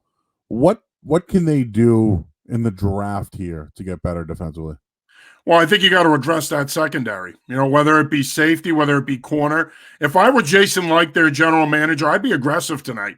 Try to move up, try to see if you can get, within 33 to 50 and see if you can target a guy like a Xavier McKinney or a Grant Delpit. See if you can get one of those guys because that right now to me is their biggest weakness. They addressed their offensive line last night with Wirfs. He's going to help, obviously, but you've got to address that secondary. And I know they played well last year, but I think a lot of that was their front was pretty good at getting consistent pressure. And Todd Bowles is a hell of a coach, and he masked a lot of their deficiencies there. They need to address this secondary moving forward the rest of this weekend. Do you think they have to look at running back at all? I do. Absolutely. Look, I like Ronald Jones, but you need a compliment. And I think a guy like a J.K. Dobbins would be a great compliment. A Jonathan Taylor, great compliment. Can I give you a name? Guys might be gone. Let me give you a name. How about A.J. Dillon? I think you know a little bit about him. See, I love that. I love that you threw that out there because I think when you look at stylistically, when you look at Jones and you look at Dillon, he would really be a nice compliment to him. And Dillon is a better receiver than people think. I think people look at him and they see the 6 feet, 249, and they think power back. But he can catch the football. So he's not a guy that is necessarily going to be a first and second down or short yardage down back, and that's it. I think you can use him on second and medium or short, third and medium and short. So I think he'd be a nice compliment. And was a hell of a player at BC. BC sucked, right? But they hung around. Dude, they would run the ball like 8 times in a row. He'd have to come out, and then they'd go 3 and out. Like, right. I don't think people realized how valuable A.J. Dillon was. You saw it in the bowl game. That's right. He was so valuable. And I don't want to compare him to, was it Andre Washington? Who was it a couple of years ago? Andre Williams. Yeah. Remember him, Heisman candidate? It just didn't work. 1,000 yards. Just didn't work out, right? He was with the Giants, and I think Dillon's different, man. I think he's a big back that can take carries on. And you mentioned he could catch the ball out of the backfield. It's just, could they get him the fucking ball? That was kind of the thing. But yeah, I think he's a third round pick, maybe 4th round pick, something like that. Yeah, I would say mid to late 3rd, early 4th. But I think that's a great name to throw out there, like I said, because I think he would be a really nice compliment to Jones and his running style. What else did I wanted to bring up here? Oh, the Patriots Hall of Fame. Oh, The selection is here. Although the finalists are here, excuse me. I made a little banner for it. I'm trying to find it here. But yeah, the Patriots Hall of Fame, the finalists. Who's next? Like Goldberg says, Bill Parcells, Richard Seymour, or Mike Vrabel. now here's my issue. Why can't they do more than one finalist? I don't understand why it has to be one. I don't. Why can't it be two? I get not putting all three of them in, but why can't it be two? Sosi told me that they tried to get a couple of guys in, but they couldn't. Like he mentioned that like there's other guys they tried to get on the ballot, more than three. So, but what's going to happen is people are going to spite Bill Parcells. Yep. They're probably going to go with Seymour because they're going to spite Vrabel for a year. But the thing is like Welker's going to be next, and then I don't know if Logan Mankins will get his due, but can we just put Bill Parcells in? Like he's going to get spited. Why spite him? Put him in. I don't understand it.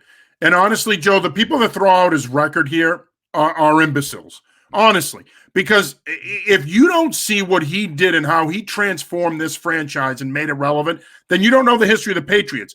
People forget that from 84 to 88, the Patriots were pretty good under Ray Berry. Obviously, they went to the Super Bowl in 85, 86, but Ray Berry had a winning record here, and he took him to the playoffs 4 of his 5 years here.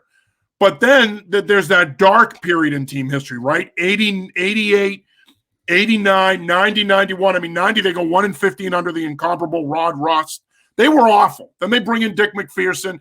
Great guy, great college coach. His shtick didn't work in the NFL. It took a guy like Bill Parcells with that big personality, that championship pedigree, to come in. Orthwein hires him. He comes in, and he immediately changes the culture here, and he makes the Patriots viable. And people are hung up on his record. Stop. That is asinine. I don't want to hear about his record. You got to look at what he did here. He laid the foundation. He drafted a lot of those players that Bill Belichick used to build this dynasty. John, he brought You're going to sit here and tell me he doesn't belong in the Patriots Hall of Fame? That's crap to me. I don't want to hear that. He brought Bill Belichick to the Patriots. Yes. All right. He like everything he did, whether it was Ty Law who helped you win championships, right? I mean, say what you want. Curtis Martin was here. He helped you. He put you on the map. Like Bill Parcells is, if you're going to put a Mount Rushmore of the Patriots, I think, I'm not going to go all time here, but of this run, he's a big part of whatever they became. And I get it, right? The night before, he's calling the Jets, and he went to the bad guys, and they had a shot in that Super Bowl, I still think. Just fucking. No, I agree. Desmond Howard, that bastard. Although people forget, though, that Green Bay team finished first in offense, first in defense that year. First in points scored, first in points allowed. That was a pretty good team. I know a lot of Patriots fans like to pretend like the reason they lost that game was because he was canoodling with the Jets. Please stop. That's a bunch of nonsense. They lost to a really good team. Brett Favre was in the prime of his career. The bottom line is if you don't see the impact that this man made for this organization, they wouldn't be here if they don't hire Bill Parcells. They'd be the St. Louis Stallions. So please stop with this fake hatred and he's not a patriot and all this other crap. I don't want to hear it. How much baklava did you eat that night after the Packers? Because you're a Packers fan. I do enjoy both franchises. Born in Milwaukee, grew up here.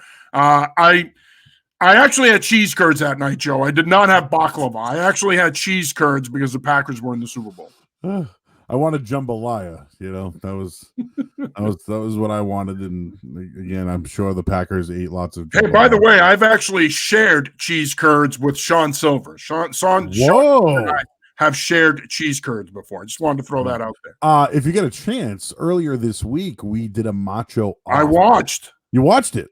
I did. What'd you think? I liked it. I gave the slight edge to Silver. I know that sounds biased because he's a bro here, but I thought he was slightly better.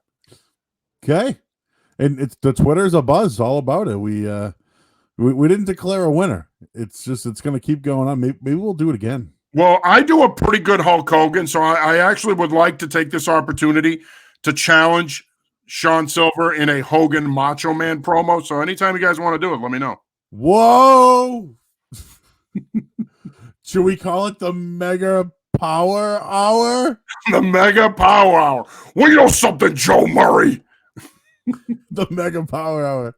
I love it. All right, we'll also fun of the minute here. I just want to ask you about Marquise Lee. Is this just a flyer? Because I think he's healthy, and obviously the Jags just didn't want to pay the money from they signed the deal with. But dude, a couple of years ago, 4 years, 42 yards in that AFC Championship game. He's 28 years old. I think they got something there. I think they do, and I think he's a nice fit in their offense. I mean, he's a terrific route runner underneath. I think he fits the way they like to play. He could be a guy that if he makes the team, assuming out of camp, assuming we even have camp, he's a guy that could be a nice little, and I despise this term, especially the coach in me, but he could be a nice little security blanket for Jarrett Stidham, assuming he's the guy. So I like it. The thing I love about the kid is the route running. He's a terrific route runner. He sets up his routes well. He knows how to get open. He doesn't have that third gear. He's not going to separate, but he's a guy that can be consistent and help you move the ball and help you get into situations where you score. Because when you look at the composition of this Patriots roster, they still don't have a home run guy offensively. So they're going to need guys like that to sustain drives.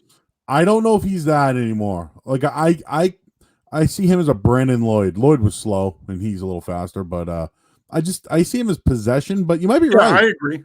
You might be right though. Like they don't have a burner. Like even Jacoby Myers, who's undrafted and did well with Stidham, he's slow. There was a catch he made in the divisional round last year. He got caught from behind, and I'm like, dude, that's why he wasn't drafted. And Myers has been a nice story, okay? But that's why wasn't drafted. If he could catch that ball and get to the sideline and get down the field at a 4.5 speed and 4.7, like that's why he struggled. But him and Stidham got a little something there. And I'm not if Myers is making a big impact, they have problems. But I can see him sticking around this year, Myers. And I thought he had good rapport with Stidham. I can too, because one of the advantages that they'll have with Stidham, Harry, and Myers is that they all came in together and they've spent a lot of time working together, and I think that that's going to help them.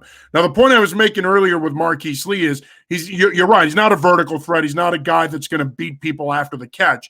But I do think because you lack that in your offense right now, and of course I could change this weekend, but because you lack that in your offense right now, you do need those possession type of guys that are really good route runners that can continue drives on second and medium and long, third and medium and long. And I think Marquise Lee potentially, we'll see what happens, but he could potentially help you in that area. All right, moving on here. This is a pretty interesting question. Do you think there will be college football next year? One. And if there isn't, Trevor Lawrence, Fields, what do you think happens to a lot of these players? That's a very good question. Obviously, a lot of this is going to hinge on what happens with these universities and whether or not they allow students back on campus. So my initial answer is no, but I can still see a scenario where even if the students can come back, they make an exception. The NCAA makes an exception, allows the athletes to come back. They'll play in front of no fans, and they'll try to get the season in, or they delay the start of the season until they figure something out. But I don't think it affects them either way, because next year when you look at the draft, where it could affect them is obviously whether or not they play this season. But I don't think it still affects their standing in the eyes of scouts and coaches and front office personnel in the NFL. I still think next year you're looking at a top three at the position of Lawrence, Fields, and Trey Vance from North Dakota State. So I think those three guys are still going to be well regarded, whether we have a season or not. But I think they're going to try to get it in. I think it's going to ultimately come down to what happens with whether or not students can come back to campus or not. Yeah, and the other thing is maybe they'll delay the season. Maybe it'll be like a, November to February thing, and I don't know if that gets in the way of the NFL. But, dude, if there was no college football next year, and I get it, I'm not being insensitive of the situation that's happening, but, like, that's the apocalypse shit right there. Like, you know what? It's funny, Joe. I said that to my wife the other day. I said, I think America can live without the NBA and the NHL and baseball. But if you're going to ask the people in this country to sacrifice football, you might have a civil war on your hands. You might have a rebellion. It might be anarchy. And I know around here, it's, again, college sports isn't a big draw, but people, dude, I love it, man. And I love these kids' stories, man, like hearing about these stories when they're drafted and everything like that, where they came from. I'm in on all of that. One of your buddies, I think, is checking in. You know this guy? Man, Joe Montesano. Joe Montesano, class of 1993, Norwood High. What's up, Joe? We went to high school together. He wants those NHL playoffs, dude. I do too. Well, I don't know if I want the NHL playoffs. The Canadians suck ass, so they're not going to be in it. Actually, so I didn't check this out yet because I was up all night watching the draft and overslept today. Gary Bettman spoke last night about. He speaks. He does. He sucks. And we should do a ranking of like commissioners who suck. Silver's probably the best. The only thing that bothers me with Silver is he's a little too woke for me. I don't like that he plays the woke commissioner shtick. It bugs me. And then I hate Manfred. Oh, and it has nothing to do with the way he talks or anything he says. That fucking juiced, like that dude, he's crooked as hell. He giving cash to cronies to find out information about people. Out on Rob Manfred. He is dirty. He's to me like, and he's done nothing to improve product. By the way, it was another reason why he's out. No pun intended. Literally out. Bettman just has always sucked, but he it's like he's like Mr. Burns, you know. He just like yes, you know. Where Goodell is just like hey everybody, hey He's like a fake fucking like. Oh, he is. He's such a phony. And that I told you that was like that and Trey Wingo were the two things that really bothered me last night. And listen, I respect Trey. I think at one point he did say, "This shit's gonna happen every once in a while. I apologize." I think he'll. And he added names. He called Tua Tunga Vailoa, and then he called Tristan Wirfs Tristan Wirfs. Well, hey, real quick, I was corrected. From what I gather, it is Tua Vailoa. Tunga Vailoa. He said Tunga himself. Vailoa, huh? So say Tung Go Vailoa. Tunga Vailoa. Tua, and I was saying Tunga Vailoa, but I guess it's like Tung. Brett Favre. Like I think of the wrestlers, Tonga, right? Yeah, the Tonga kid, Jimmy Snooker's buddy. Tonga Viola. Tonga, voila. Tonga Viola. And it's him. He said it. I didn't. I've been saying it wrong all these years.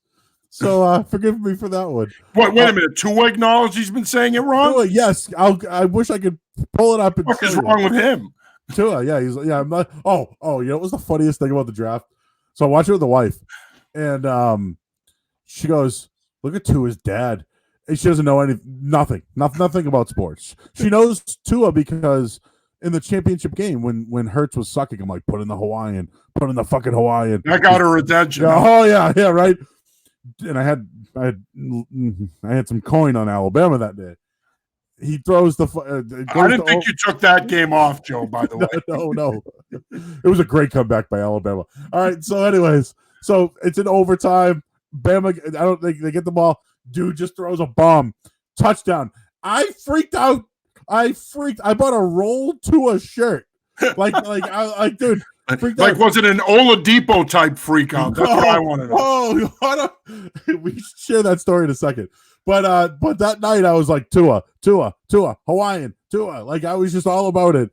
And when he got drafted last night, they were all wearing like I forget what they call them, but I wore it at my wedding. A lei? Not leis, but they're like a longer version of it. That's the extent of my Hawaiian knowledge. Yeah. So, but his dad looked pissed, and so she goes, "Ooh, that his dad don't look happy," and I'm like, "Yeah, I think he's pissed that he didn't go one."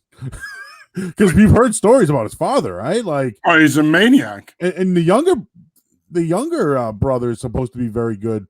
He's probably going to compete for the starting job there. Well, so I'd give it to Matt Jones, but I think the other, and I forget his first name. But I feel like something with a T. I forget it as well. Yeah, Tonga. But I don't know. I feel like the father was a little upset. He wasn't happy with his son going 4. He wanted them to go 5. He wanted them to go fucking 1, and he was pissed. No, but it is funny because the one of the things that I did enjoy about it last night was usually when there's a crowd there and they're there, the top players are there and they're in the green room. You'll see the families, But last night it was pretty good because you got to see a little bit more of the family, right? So you got to have that CeeDee Lamb moment where he rips the phone out of his girlfriend's hand, or Mr. Tagovailoa or Tungavailoa is rip shit because his kid went fifth and he's not going to make as much money. Or Mr. Becton, who, as Christian Arcand said, could probably choke slam the Undertaker. I thought that was a pretty fun part of the night, if you will. Interesting. So to his brother, you ready for this one? Taulia. Tualea, isn't it? Tualea Tungavailoa. Taulia. I think it's Tualea Tungavailoa. And he's going to compete against the incomparable Mac Jones for the starting quarterback job. So Tualea. We're going with that. I believe it's Tualea Tungavailoa. All right. I'm going. Try saying that 5 times backwards. Okay. All right, then. We're going with that. Go forward. All right, dude. A couple more. Bulls or Patriots dynasty? What was the better dynasty? Patriots. Patriots, in my opinion, because the Bulls dynasty is essentially the 90s. This Patriots dynasty has been it was a 20-year run. I mean, I think it's dead, but it was a 20-year run. Wow. They both won 6 titles, Brady and Jordan, but to me, the Patriots dynasty, especially because of free agency. You got to remember, in the 80s and the 90s in pro sports, it was much easier to keep teams together. So I would say in this era of free agency and player movement, the Patriot dynasty is more impressive. What do you have you watched the Jordan documentary at all? I have. I love it. I'm like a Michael Jordan honk. He's my second favorite player of all time behind Bird. I love the guy. Yeah, I don't want to hear any of this nonsense that LeBron's a GOAT. That's a bunch of bullshit. He's not. It is a bunch of bullshit. Kobe's the closest thing I've ever seen to Michael Jordan, ever. And I still put Jordan ahead of that. Rest in peace, Kobe. But like, Kobe had Jordan tendencies. It took a while to get there. Jordan had that shit right away. Jordan knew. And listen, Kobe came out of high school, different stories, okay, whatever. Kobe's the closest thing I've seen to Jordan. I compare LeBron more to Magic Johnson. Physical stuff, their abilities, making other teammates. Like a bigger, stronger version of Magic. I agree. And don't get me wrong, you're not going. People aren't going to like this. People aren't going to like me saying this. I think LeBron's a better player than Larry Bird. No, I agree. I think LeBron's the greatest small forward of all time. Yeah, I agree. Look, I worshipped Larry Bird as a kid. He's my favorite basketball player of all time, but pound for pound, LeBron James is the better player. And look, when it's all said and done, he's probably going to be 1A to Michael Jordan. He's probably going to be 2 if you don't want to have a 1A. He's right there. But I just think we have to figure out what we want the greatest of all time criteria to be. Is it championships? Is it statistics? Is it production? I mean, what is it? I mean, so when I evaluate the greatest of all time, Joe, to me, I think it's a compilation of those things. I don't think it's just strictly based on championships or numbers or physical attributes. I think it's a combination of all those things. Yeah, like LeBron's body of work for his career, production-wise, it's outstanding. I mean, but there are times where he has folded. There were times where he did pass the ball. There were times where he had to leave where he was to go win. Jordan never had that shit. Jordan did have a great coach. Jordan did have Pippen. He did get Rodman. But Jordan was still Jordan. Nothing changed about Jordan's game. When Jordan complained, it was about his teammates or it was about his shit. It wasn't about. And I that's why I don't want to do a LeBron Jordan thing. It's it's apples and oranges. They'd be on the same different eras too. They'd be on the same all-time team. They'd be on the if there was an all-time team, they'd be on the same team. Yep. But Jordan would be the 2 guard, and he'd be the fucking small forward. Like that's what it is to me. And I still think Magic Johnson. To me, Magic's a better comparison to LeBron. Yeah. Okay. So moving on, I got a bunch of stuff here. So it's been a wild month for wrestling. I know you're a big wrestling fan. WrestleMania was kind of a dud. There was agree. Although I like that you bought the T-shirt. I have 3 T-shirts. One was a gift from Sarge. He's such a legend. No charge from the Sarge. So did he give you the wink? Yeah, he did. And the salute. So WrestleMania, there were layoffs. The XFL fucking went under. The Fink died. The dark side of the ropes does not make Vince McMahon look good at all. No. And AEW is over, and Jericho is doing it all right now. He's been a part of the dark side. He's been doing commentary like almost like Bobby Heenan. He's unbelievable on commentary. But like, think about him and what he's doing for that, and what's happening to WWE. It's like it's been a wild month for wrestling, John. It has been, and you know, the funny thing is, I think you make a good point with the dark side of the ring stuff, and it does paint McMahon in an even worse light than he already is. Because let's face it, I don't think he has the greatest reputation behind the scenes. You know, you watch the one on Snuka, and they're talking about this meeting where he goes to the meeting and he basically gets Snuka off, and so you hear that and you're like, wait a minute, all the evidence points to Snuka killing this poor woman, but Vince McMahon shows up with a briefcase and gets this guy off. It just shows you how powerful he is, right? I mean, his closet is overflowing with skeletons. But then you make a good point, too, about AEW. It's just a more entertaining product right now. First of all, if you want WWE to be more entertaining right now with more fans, can you get that stiff Tom Phillips off the air? Can you get Byron Saxton off the air? The reason why AEW is more entertaining is because Jericho's funny. He makes it more entertaining. It's funny you said that. So I like 83 Weeks. It's with Eric Bischoff and Conrad Thompson. And I love Bischoff, by the way. One of my all-time faves. Love him.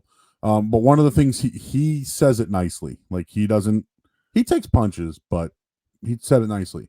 He doesn't like listening to color guys that weren't wrestlers.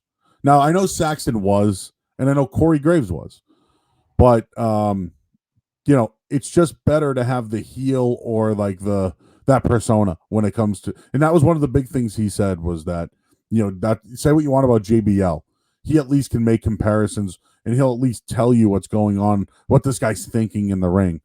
Like Phillips and those guys. I mean, I know Phillips is more play-by-play, but like, yeah, I feel you on that. And that's why they brought Jerry Lawler back. But he makes an irrational comment every once in a while too. Right. So, but think about the Edge Orton match, right? I mean, what the fuck were they calling the Masters? What the hell was that? Right? Like, honestly, like, why did they call that match that way? Can you imagine how much better that match would have been if that was Jim Ross? My God, Joe. Imagine how much better it would have been. And he did one from home against the Mox and Jake Hager. Hager the other night. Which was fine. I thought that one was a little rushed, but yeah, I love wrestling. I'll watch it every week. I do watch it every week, but I ended up, dude, I did like a ton of podcasts on Wednesday night. I wrapped up at 10. I missed everything. So I went on DVR. I watched NXT first because I thought I was going to get Velveteen Dream versus Finn Balor. I'm a huge Velveteen Dream guy. Like, Me too. I think he's like flamboyant and he's going to be, he's a main event guy, and I don't know why he hasn't been moved to Raw or SmackDown yet. But I turn it on, and I'm like, where's Finn? Where are they? And I get this tag team bullshit. I like Keith Lee. Don't get me wrong. Him and Keith Lee. And I like Keith Lee, but it's just like, where's Finn Velveteen? Like, you know, and then I turn over to AEW, and it's Jericho, awesome, and it's Sammy Guevara and Darby Allin killing each other. You know what I mean? Darby Allin going head first into the barricade. You saw that shit, right? Like, it's like. But that was the opening match, dude. I was hooked. And then it's like, oh, Dustin Rhodes is coming. And then you have Jericho saying, it would have been better if Darby Allin landed in that idiot pineapple beat. It's like, yeah. And then like it goes from that, and then it's like, oh, there's Matt Hardy. And he's like, oh, you hole of the ass. You know? Which is fantastic. With the drone. Yeah, like, and it's like, this is better. This is just better. It's different. There's faces on one side, there's heels on the other. Like, it's just, to me, I still love WWE. It's just right now AEW is doing all the right things and they're winning the war, and I think it's because WWE is feeling the pressure. Yeah, I agree wholeheartedly. And look, they're also willing to push the envelope. Remember now, I think for a long time the WWE, they were a little too PC. They were a little too much about selling T-shirts. They were a little too much about John Cena's little message there and pushing him on the kids. And they got away from who they really were. And look, it'll never be the Attitude Era again, right? We know that. But AEW has come in and said, no, you know what? We're not going to do this like that. We're not about selling T-shirts. We're not going to be PC. we're going to come out and we're going to let Chris Jericho call people pumpkin-headed dipshits. And we're gonna have one of the best friends tell an audience that someone's a scumbag because he punched his friend in the dick and all this other stuff. Like, that's what makes it entertaining. Like, for the life of me, I don't understand why the third hour of Raw doesn't push the envelope more. The kids are in bed by then. They've been tucked in. Push the envelope. Make it more entertaining. Instead, the storylines suck. They don't develop characters anymore. That's why they don't have anybody that's main event quality right now, really, other than five wrestlers. And that's another reason why I think when you look at the WWE right now, in my opinion, their women's division is way better than the male division. Oh, I agree. And that's something that the AEW is lacking. I love Britt Baker, but she's putting everybody over. You know, like, she's the one losing the matches, but like, she's getting everybody over. You know, and they have some Japanese talent that's come in that's done very well. And I'm curious. So while we're on that, some of the layoffs. Do you think anyone that was laid off from WWE can make an impact in AEW? Oh, absolutely. I mean, I think Rowan would be a great fit there. I think he'd be good with the Harper shit they're doing. With Brody Lee, the Exalted One. Yeah. Or whatever that crew is called, like, you know, with all the math. The Dark Triangle. Isn't that what they're called? But I feel like the Death Triangle. But he could fit right in, right? Yeah. Give him a mask. Let him do jobs.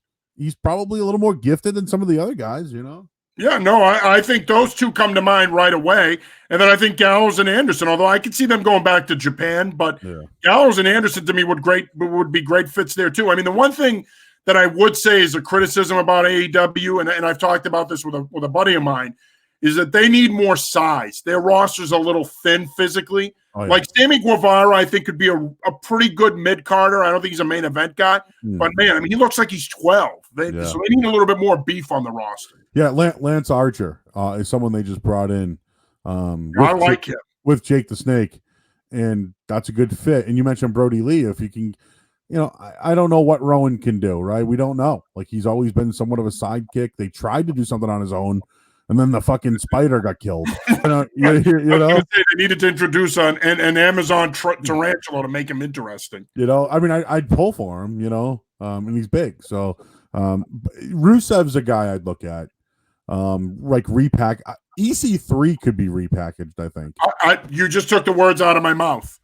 I think the WWE really fucked up with him. Oh no, I think they wanted to fuck with him because he was like a great talent at Impact and TNA, you know? Yeah. And all they had to do, in my opinion, was take that gimmick from TNA and bring it over to the WWE. And they couldn't do it. It's the same thing with Bobby Roode. Bobby Roode had a great gimmick at TNA, and all they had to do was kind of bring that in. And then, don't get me wrong, I like what they did with Roode with the robe, and I love that entrance, but they haven't done anything with him. No. And it's kind of the same thing with EC3. He comes up, he gets squashed on Raw, and that's the end of them. So I think he'd be a great fit at AEW too. Yeah, like I don't know if Sarah Logan could do anything at like for the women. They need something on that woman's AEW roster. Yeah, it is lacking. I agree. Perazo, maybe she goes over. I don't know. Yeah, that's a good name, and I'm trying to think if there's anybody else that could, you know. And I don't know who. Oh, the other guy is Revolt. The Revival is now the Revolt. Oh, the Revolt. Are they officially over there? Not yet, but they changed their name, so that's probably another the Revolt. I like it. It's very interesting. Like, no offense, but are they that interesting? Though I'm just saying, like, when you look at them, they're not great on the mic. They're not physically. They're okay bodies. They're okay in the ring. Like, people love them, and that's fine. I get it. I don't dislike them, but the Revolt. It's just so NXT. I thought they were a very good tag team. When they came over to WWE, no. But I think AEW can give them the time for the storyline, you know? I agree. Like, if they're good at figure fours and Boston Crabs and submission moves and tagging in and out and kicking guys in the corner and tagging again, and they can do that stuff at AEW. And fucking WWE, it's like, all right, let's go get a snack, you know what I mean? And, right. The tag team division has been completely emasculated in WWE. I mean, look at what they did 2 weeks ago. They brought out those guys, the Forgotten Sons, right? And they're wrestling the Lucha House Party, and you're watching the match, and you're like, the Lucha House Party is here as wrestlers, and the Forgotten Sons, and there's a reason why they're forgotten. They're here, and you're watching this and you're like, all right, in any normal world, the Lucha House Party wins this match, but because they need to push these three stiffs, they're going to win the match. And sure enough, they did. And so there's totally a lack of creativity on the tag team side. I mean, those belts change hands every month, it seems, right? Yeah. Like if they're smart, keep them on the Street Profits as long as you can. Ooh, okay. I like the Usos. I think the Usos are still a good team. The Miz and Morrison, whatever, they're going to put each other over. In the New Day, right? That's pretty much all that, I think they're all on SmackDown. Then you look, yeah, you're right. On the Raw side, I don't know if there is. Street Profits. Two more things about wrestling, real quick. Kevin Owens beats Seth Rollins and yet doesn't get a fucking title shot. I don't get that. Where is he? And then this Money in the Bank thing. I'm interested. I'm intrigued. The corporate ladder, but like, who are the contestants? Like, are they pushing? They've been doing these matches to qualify. Are they pushing Aleister Black on? I want to root for him, but like, give me Kevin Owens. Give him the fucking give him the briefcase and fuck everyone's world up. I don't get it, and it's amazing to me because obviously he lives in Florida. He's a big Disney guy. He's like a Disney junkie. So he's in Orlando. So why aren't you using him? Unless he's saying, I don't want to wrestle with what's going on, maybe. But I don't understand how the Monday Night Messiah loses at WrestleMania and he gets another title shot, which I think Rollins is great, but I'm also getting tired of his shtick. And this is my issue with them. They don't develop characters, and therefore they don't develop mid-carders that can become main event guys, and you can have a new face. That's why I love the push they're giving McIntyre right now. Yeah. One thing I'll say about Seth, I was out on Seth for a while. The reason why he's probably the most accomplished wrestler right now.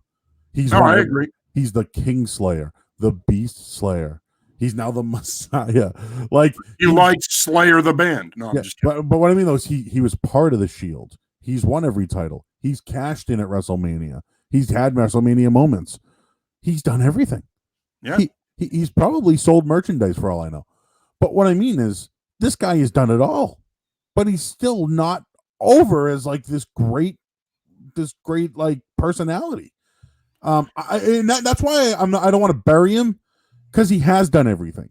Like, anything they've asked him to do, he's met. He's rang the bell, but it's still not over for me.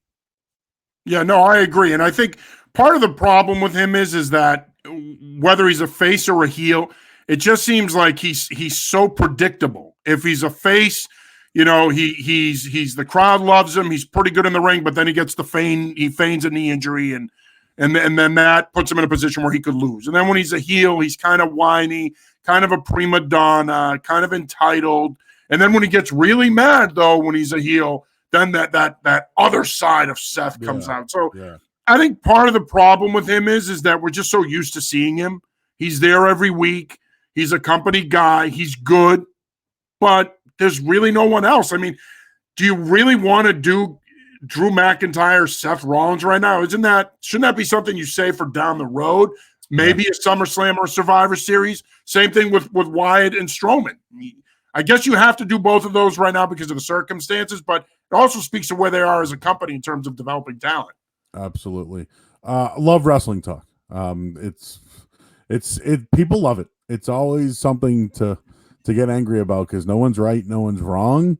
It's just, you're either happy or you're not. It's like, I don't like this, or I do like that. Well, this week sucked. Oh, I like this. Oh, where are they going with that? We're a very fickle fan base, my friend. Yeah, it really is. All right, final thing we do here on the show, man. I appreciate you taking the time today. I call it quarantine. Stuff that you've been doing during quarantine. They've been having Metallica Mondays. Love it. On Facebook Live. You know what I listened to when I was doing the dishes before here? And I have Napster. That's my music. And Metallica's on Napster, if you can fucking believe that. Which is such a slap in the face to Lars. I know. But the song, so one pops on first, and I'm like, all right, cool. I haven't heard, it's funny. I'm doing dishes, and all of a sudden I hear, and I just start playing the air drums on my own. And then you start breaking dishes, and all of a sudden I'm like,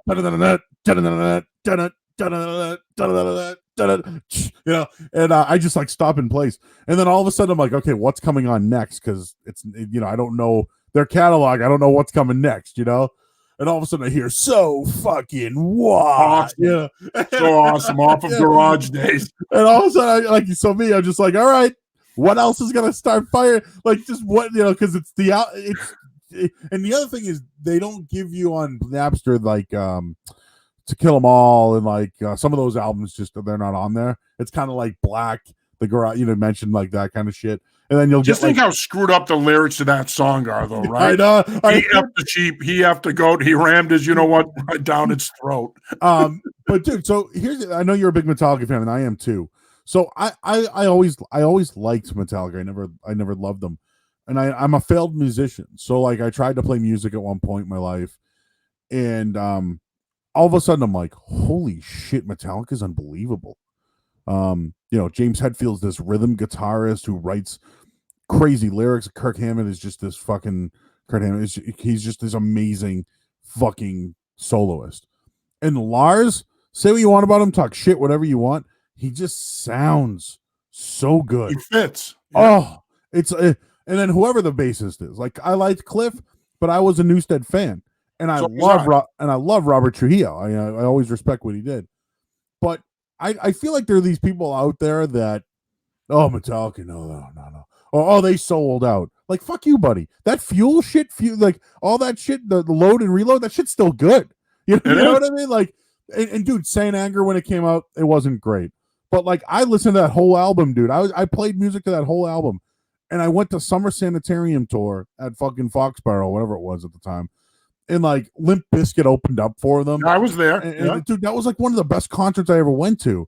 Unbelievable. And the thing is, Metallica really is a legendary band. They were a metal band that had to transform to sell records. Yes, they got political when it came to Napster.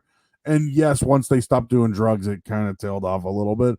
But to me, if you give me a 4-piece band and do whatever you want with a fucking bassist, but Hammett, Hetfield, and Lars, dude, they're like a fucking threesome that, like, I don't know if it can be beat. No, and the thing is, I've been into them since 1986. I'm fanatical. I've seen them 11 times. I haven't missed them around here since 92. But the thing that they just, to me, it's just that their lyrics, they're just so heavy, so powerful. There's so much anger there, and then you take those lyrics and you blend them with that sound, and it's just so kick-ass. So I remember one time somebody asked me, they said, "Why do you like Metallica?" I said, because Metallica is literally a band that their sound is, I'm going to kick your door down, I'm going to punch you in the face, and I'm going to kick your ass. And that's what I love about them. They tap into that side of me, and they grabbed me from a young age. I mean, first Metallica album I bought was Master of Puppets in 86, and I've been hooked ever since. They've been my favorite band. Alice in Chains is right there. I don't even call them my second favorite band. They're 1A. But and they had the same visceral effect with me when I first heard them. But I mean, Metallica, and that's why they've been around for so long and why they still sell out when they tour, because it's a phenomenal show for one, and their fan base is rabid. They just eat that shit up, people like me. I've often said to people, Joe, if they put shit in a bag and they put Metallica on it, I'm buying it. Agree. There's some stuff I don't like, and that's fine. Different strokes, different folks. I don't love Saint Anger. Some covers, Bob Seger, like, I don't know why they went there. It is what it is, but so Alice in Chains is my favorite band, and what happened was I wanted to learn how to play guitar, and I loved Jerry Cantrell, and one day I kind of was like, dude, Jerry Cantrell doesn't get enough credit. Nope. People sweat. One of my favorite guitarists of all time. People sweat Lane Staley, like they give him all the credit. I'm like, one day I'm like, dude, Lane can't even fucking wake up. He can't even show up. He forgets lyrics. Like I kind of like resented Lane for like a long time. And the Unplugs, like people love the Nirvana Unplugged, right? But like the Alice in Chains Unplugged is way better. And I think that you can actually see you and I are in a rare crowd with that opinion, though, my friend. Yeah, and so, dude, but the reason for it is, do you see what Jerry's doing, dude? Jerry's this harmony and leading everything, and looks at Lane, and they just know when to like do what together, So, there's great pairings in the world, right? Like I use Metallica as a trio, okay? But when I look at pairings, I think Roger Waters, David Gilmour when I think of Alice in Chains. I just think of those great, like Slash Axl. I think of these great, and I go Pink Floyd more than anything with Alice in Chains, because there were this heavy metal band that became an alternative grunge band, and really what they were like just these great harmony guys. And Cantrell, right? Isn't he? I mean, I love David Gilmour. He's one of my favorite musicians of all time, and he's the Jerry Cantrell of Pink Floyd, on the basis of what you're saying, right? Because he's kind of the forgotten guy. Everybody talked about Waters, and then he went nuts, and he was the face of Pink Floyd, but it was really David Gilmour. But like the songs, I feel the same way with Cantrell. The songs people love about Pink Floyd are, people, wish you were here. That's David Gilmour, dude. David Gilmour. You know what I mean? Like, Money. Comfortably Numb, David Gilmour. Money. You want that? That's David Gilmour. But you look at a lot of these Alice in Chains songs, like, they're going to go to Man in the Box, but like Down in the Hole, that's a harmony of Lane and fucking Jerry. Dude, I could do this all day. I could do this all day, but one day I got the guitar and I realized that Jerry Cantrell was better than Kurt Cobain on the guitar. And then I'd learn Metallica. I agree wholeheartedly. And I'd look, there'd be these things that like Hetfield would have on a rhythm that I couldn't even like think of that Hammond could do, but Jerry could do both. You know what I'm saying? And I was like putting it all together. I'm like, whoa, Jerry is like this guy. And I feel like Mike McCready. I feel the same way about a guy like him. Tremendous guitarist. Big fan. And he's got Stone Gossard up his ass. You know what I mean? Like Kim Tile from fucking Soundgarden, but Cornell could play a little bit. And where you see the genius of Mike McCready, though, is when he had to venture off and do Mad Season, right? That's when you saw how good Mike McCready was. When you saw the range on that album, you know what I mean? When you go from River of Deceit to I Don't Know Anything, and you see the range and how good Mike McCready was. So you didn't get a sense of that, because when you think Pearl Jam, it's Eddie Vedder, and then it's probably Stone Gossard, and then Mike McCready. Yeah, and then you mentioned that Mad Season album.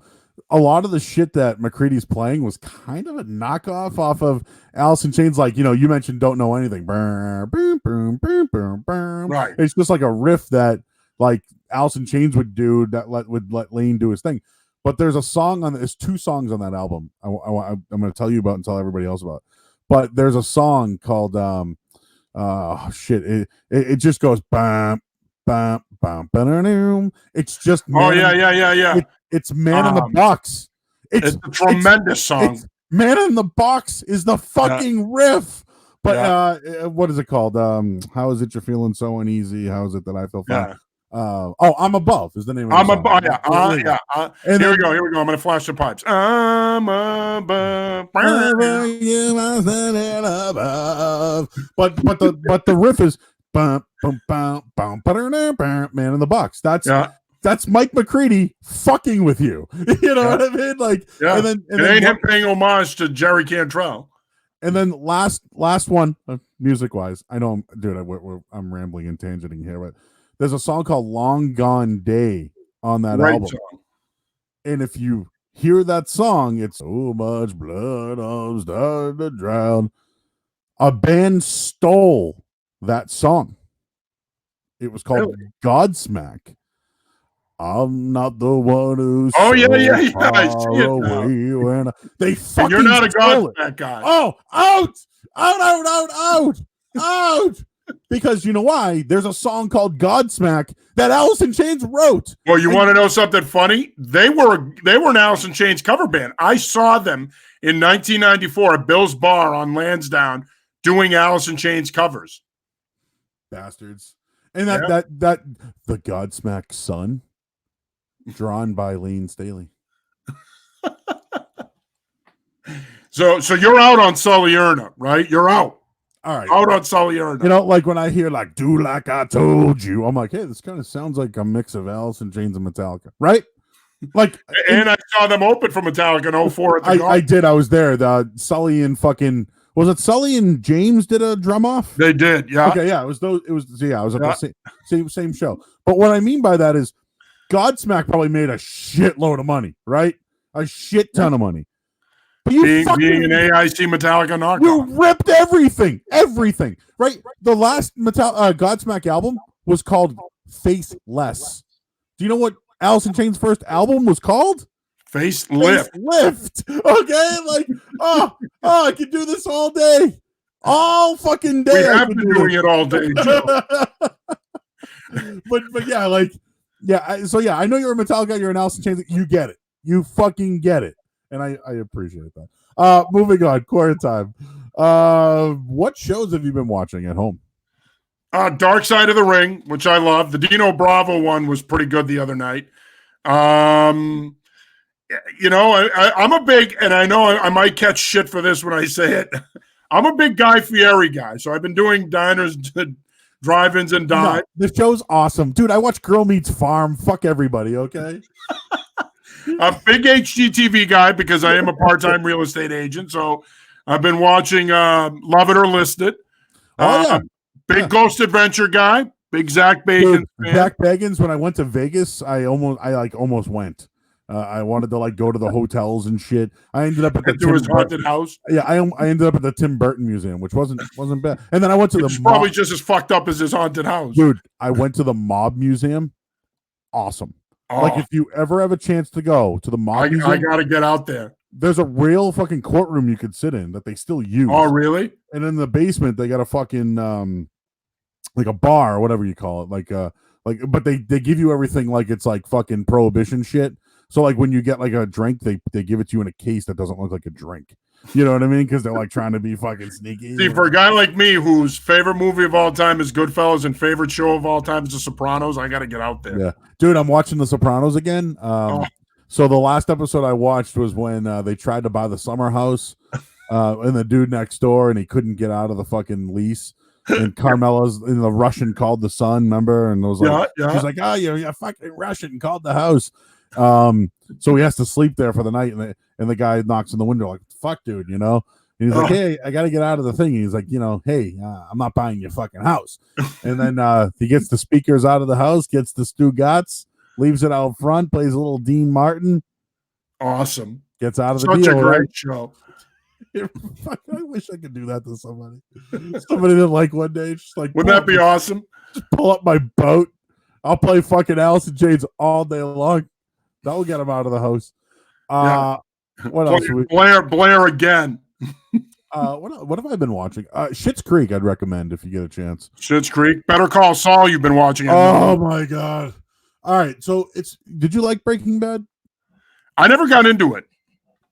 See, okay. This is the part of the show where I'm going to suck because I haven't gotten into any of those shows. No, it's fine. Listen, Breaking Bad's an acquired taste. You got to get through it, dude. It's good. No, if you like Sopranos, it's really good.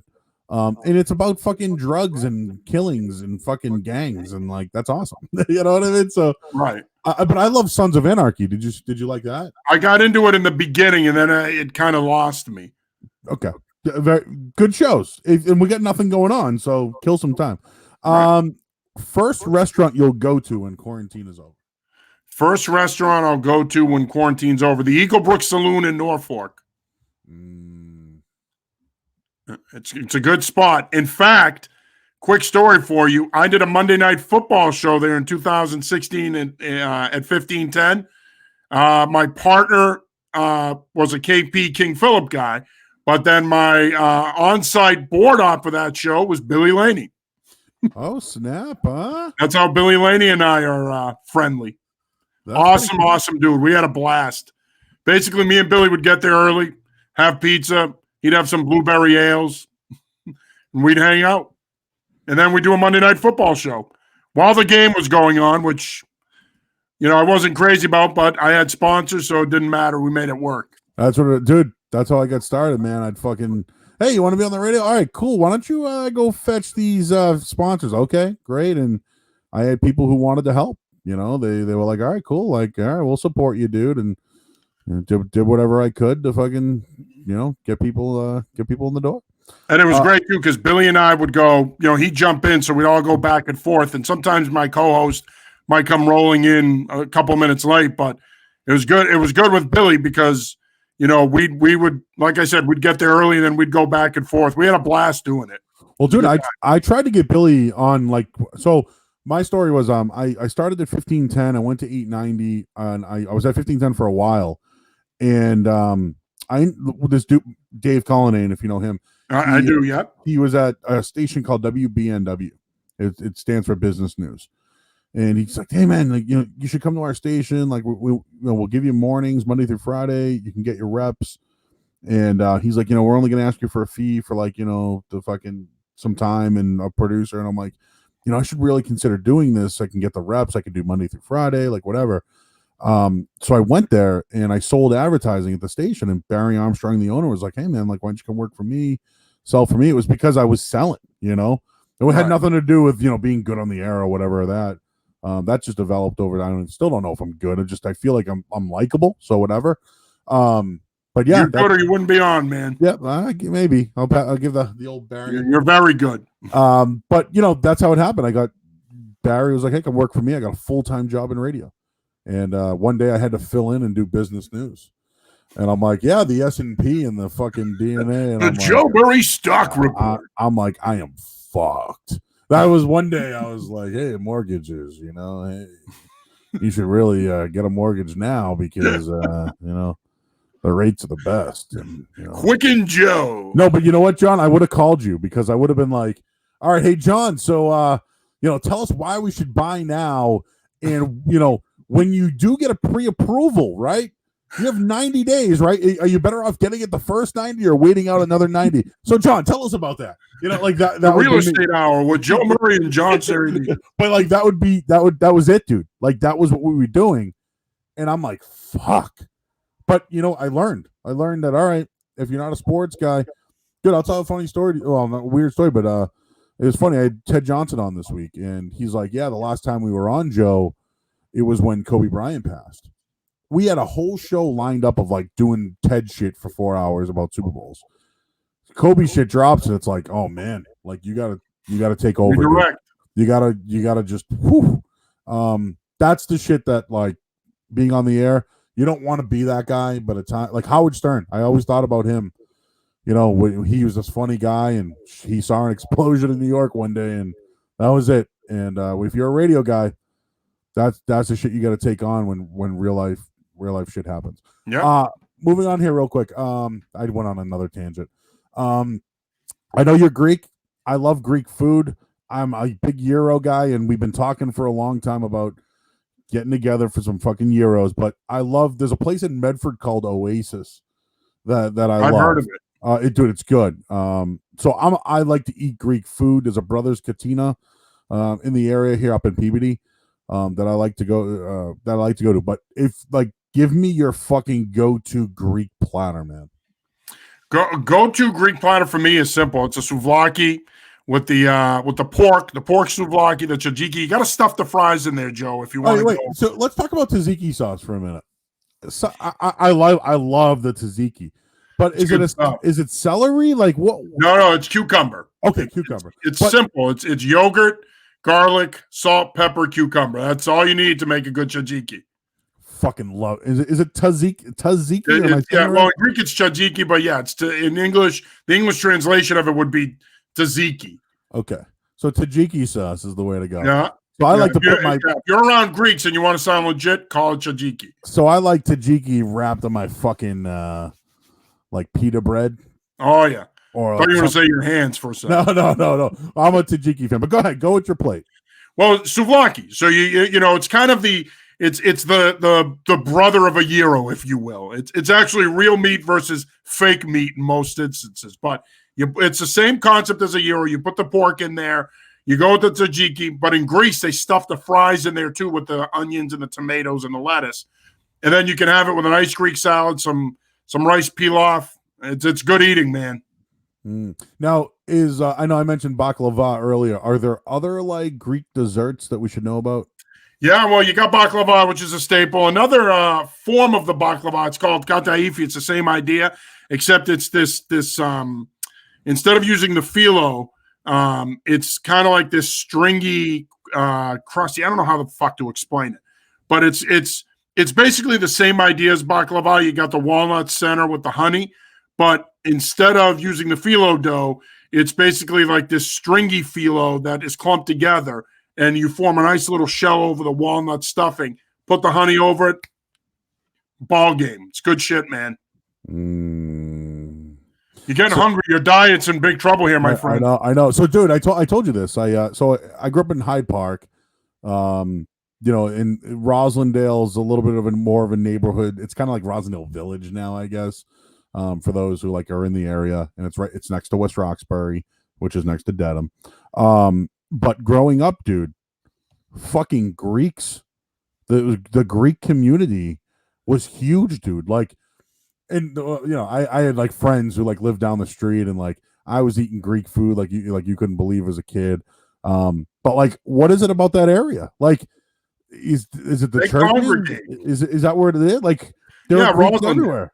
Yeah, Roslindale. It's funny with Greeks because they congregate in specific areas. So when you look at Massachusetts, specifically Eastern Mass, you got a lot of Greeks in Roslindale. You got the Greek church there, St. Nectarios. There you go. But then you got a lot of Greeks in Lynn, a lot of Greeks in Lowell. Yeah. There's big Greek populations there. There's also a big Greek population out in Shrewsbury, Worcester area. So Greeks aren't as spread out as Italians or other cultures are. They like to congregate in one area, primarily because one of the drawbacks of being Greek, if you will, is they're very, I don't want to say xenophobic, but they're really firm believers in their culture, and they like sticking together and working together. And so that's why you see them clumped up in different parts of the state. Hey, did you have a big fat Greek wedding?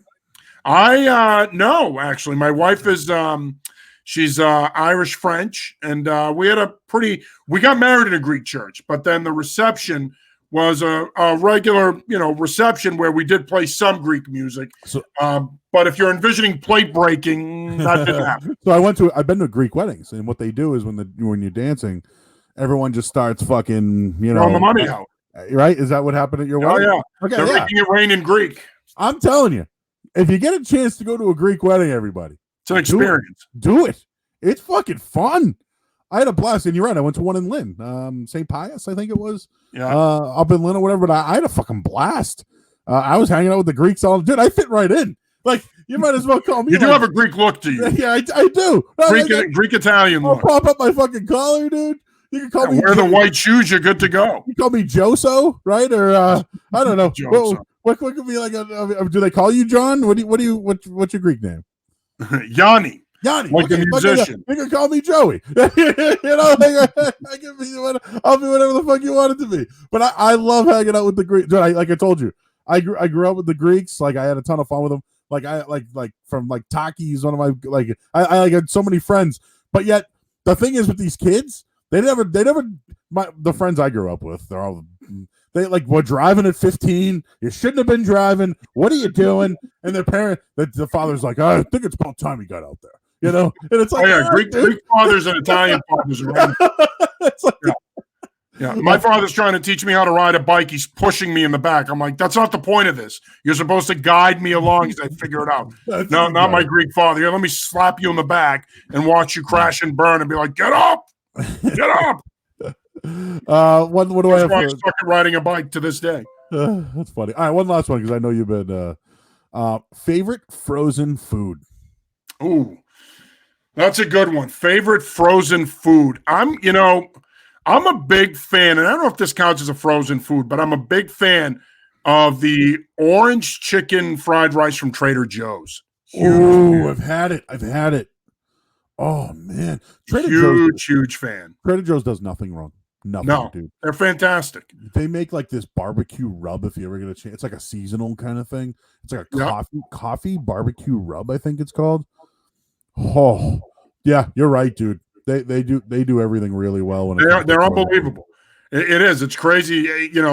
Even their cut up frozen chicken. It's fantastic. You get the tortilla chips, you get the cheese, make a quick batch of nachos. It's unbelievable. Fat guy recommendation. You ready? You ever make biscuits in the oven? I haven't. I have before. Yeah. Okay. All right. So you get the little biscuit fucking dough, right? Put it on a pan. Get yourself some sauce. Okay.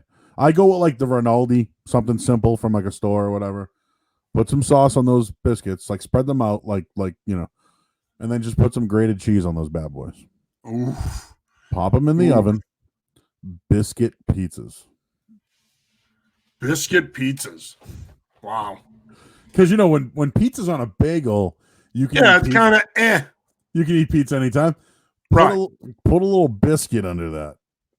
It's a different that flaky crust, that buttery flaky crust. Yeah. That's a game changer because I do like English muffin pizza, bagel pizza, and I'm going to sound like Mel Kiper. English muffin pizza, bagel pizza, of course, a high quality, but now that's a game changer. The biscuit. By the way, I quick amendment, and my wife texted me this. By the way, but Thea spring rolls, fantastic, and I would know they're good because my mother makes them. Her food company makes them. You got to try them. They're unbelievable. Your mom has a food company? Thea is the name of the company. They make feta cheese spread, and they also make these ridiculous spring rolls that are like. Is this local? Awesome. Yeah. You can get them at Whole Foods. You can get them at, I think they're at Shaw's, Market Basket. Yep. Oh, holy shit. Yeah. I might have to go look for that. Yeah, if you decide you want to throw on the old mask and the latex gloves and venture out. Have you been venturing? Have you been venturing out? I've had to. I drive to Dorchester. I went to Dorchester 3 days this week. Did you? I ventured out to do the show with the Pepster last night. Oh, really? Oh wow. Where was that? He has a setup at his house. He has a studio. Oh, so you go over there. Okay, all right, cool. So we gotta like I've been practicing the social. Oh, funny story. Well, somebody at the station, I won't say, doesn't want me to sit near that seat. So I had to go all the way over. Wanted to really practice the social distancing. Like I'll give you 6 to 10 feet. You really need 20 though. Yeah, that is a bit unreasonable in my opinion. I'm sure you can figure out who that was. Yeah. All right, he is John Sarianides, dude. 2.5 hours, dude. Does this get you away? Are you okay? Like, are you gonna get in trouble from the wife? Good. I can do it again. We might have to do an abridged version, but I'm in anytime you want me to. No, but I mean, like, are you like? Did you have plans? Like, are you in trouble? Whatever. We're all doing the same thing these days. Nothing. Literally, dude. I have nothing going on. I have nothing going. Like, I'm gonna hang up on this. I'm gonna do the recordings and send them out. I'm probably just gonna put my ass on the chair and wait for the draft. Maybe take a nap. I don't know. Yeah. I'm a napper. Big napper. Maybe a late afternoon snack. Ooh, yeah.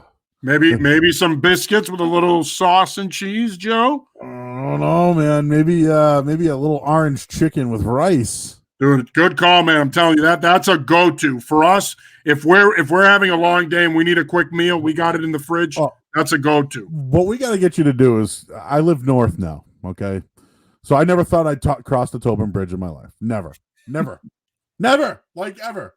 You told me like Revere or you hate Danvers. I'm never going there. Where are those places? Yeah, I that's where I live now. I like live off of Route 1 kind of, but a great destination that is very nearby is called the Kowloon Restaurant. I've been there. Invite you up a couple. You don't have to twist my arm, brother. Just give me a time and let's get a crew together and go up there. You got it, bud. All right, man. I'm going to post this out. Good draft stuff. Anything else on the draft you want to say before we go? No, I'm hoping that at this point, given that the Patriots traded down, I want to see I want to see Bill Belichick become Trader Bill. Let's start moving picks here. Let's make this fun. All right, he is John Sarianides, Dr. Football, New England Football Journal. He's got his piece out. He'll be doing stuff all weekend. I'm done today too. I just wanted to preview real quick, John, before I get out of here. Next week, Will Brinson, CBS Sports. Nice. We got him on Monday. Christian Arcan from 98.5 The Sports. I'm on Tuesday.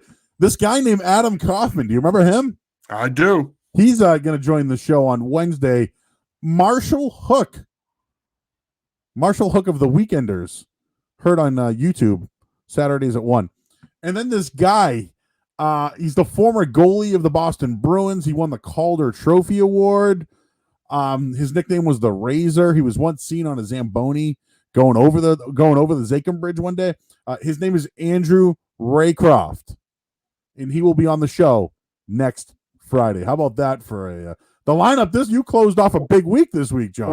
That's a quality lineup, my friend. I appreciate getting the Friday shift, by the way. Well, you know what it is? We can talk like the mid-rounders and all that shit. Like those guys don't want to do that. The first round, that's it. Yeah. The Lockhart can. But for the most part, the other guys, they only care about the juicy stuff. Right. So you got to have us that are into the scouting side of it / gambling, breaking it all down. That's right. All right. Well, we're back on Monday. We'll recap the draft. Another big week again. I'm Joe Murray, just sitting here. We'll see you on Monday at noon.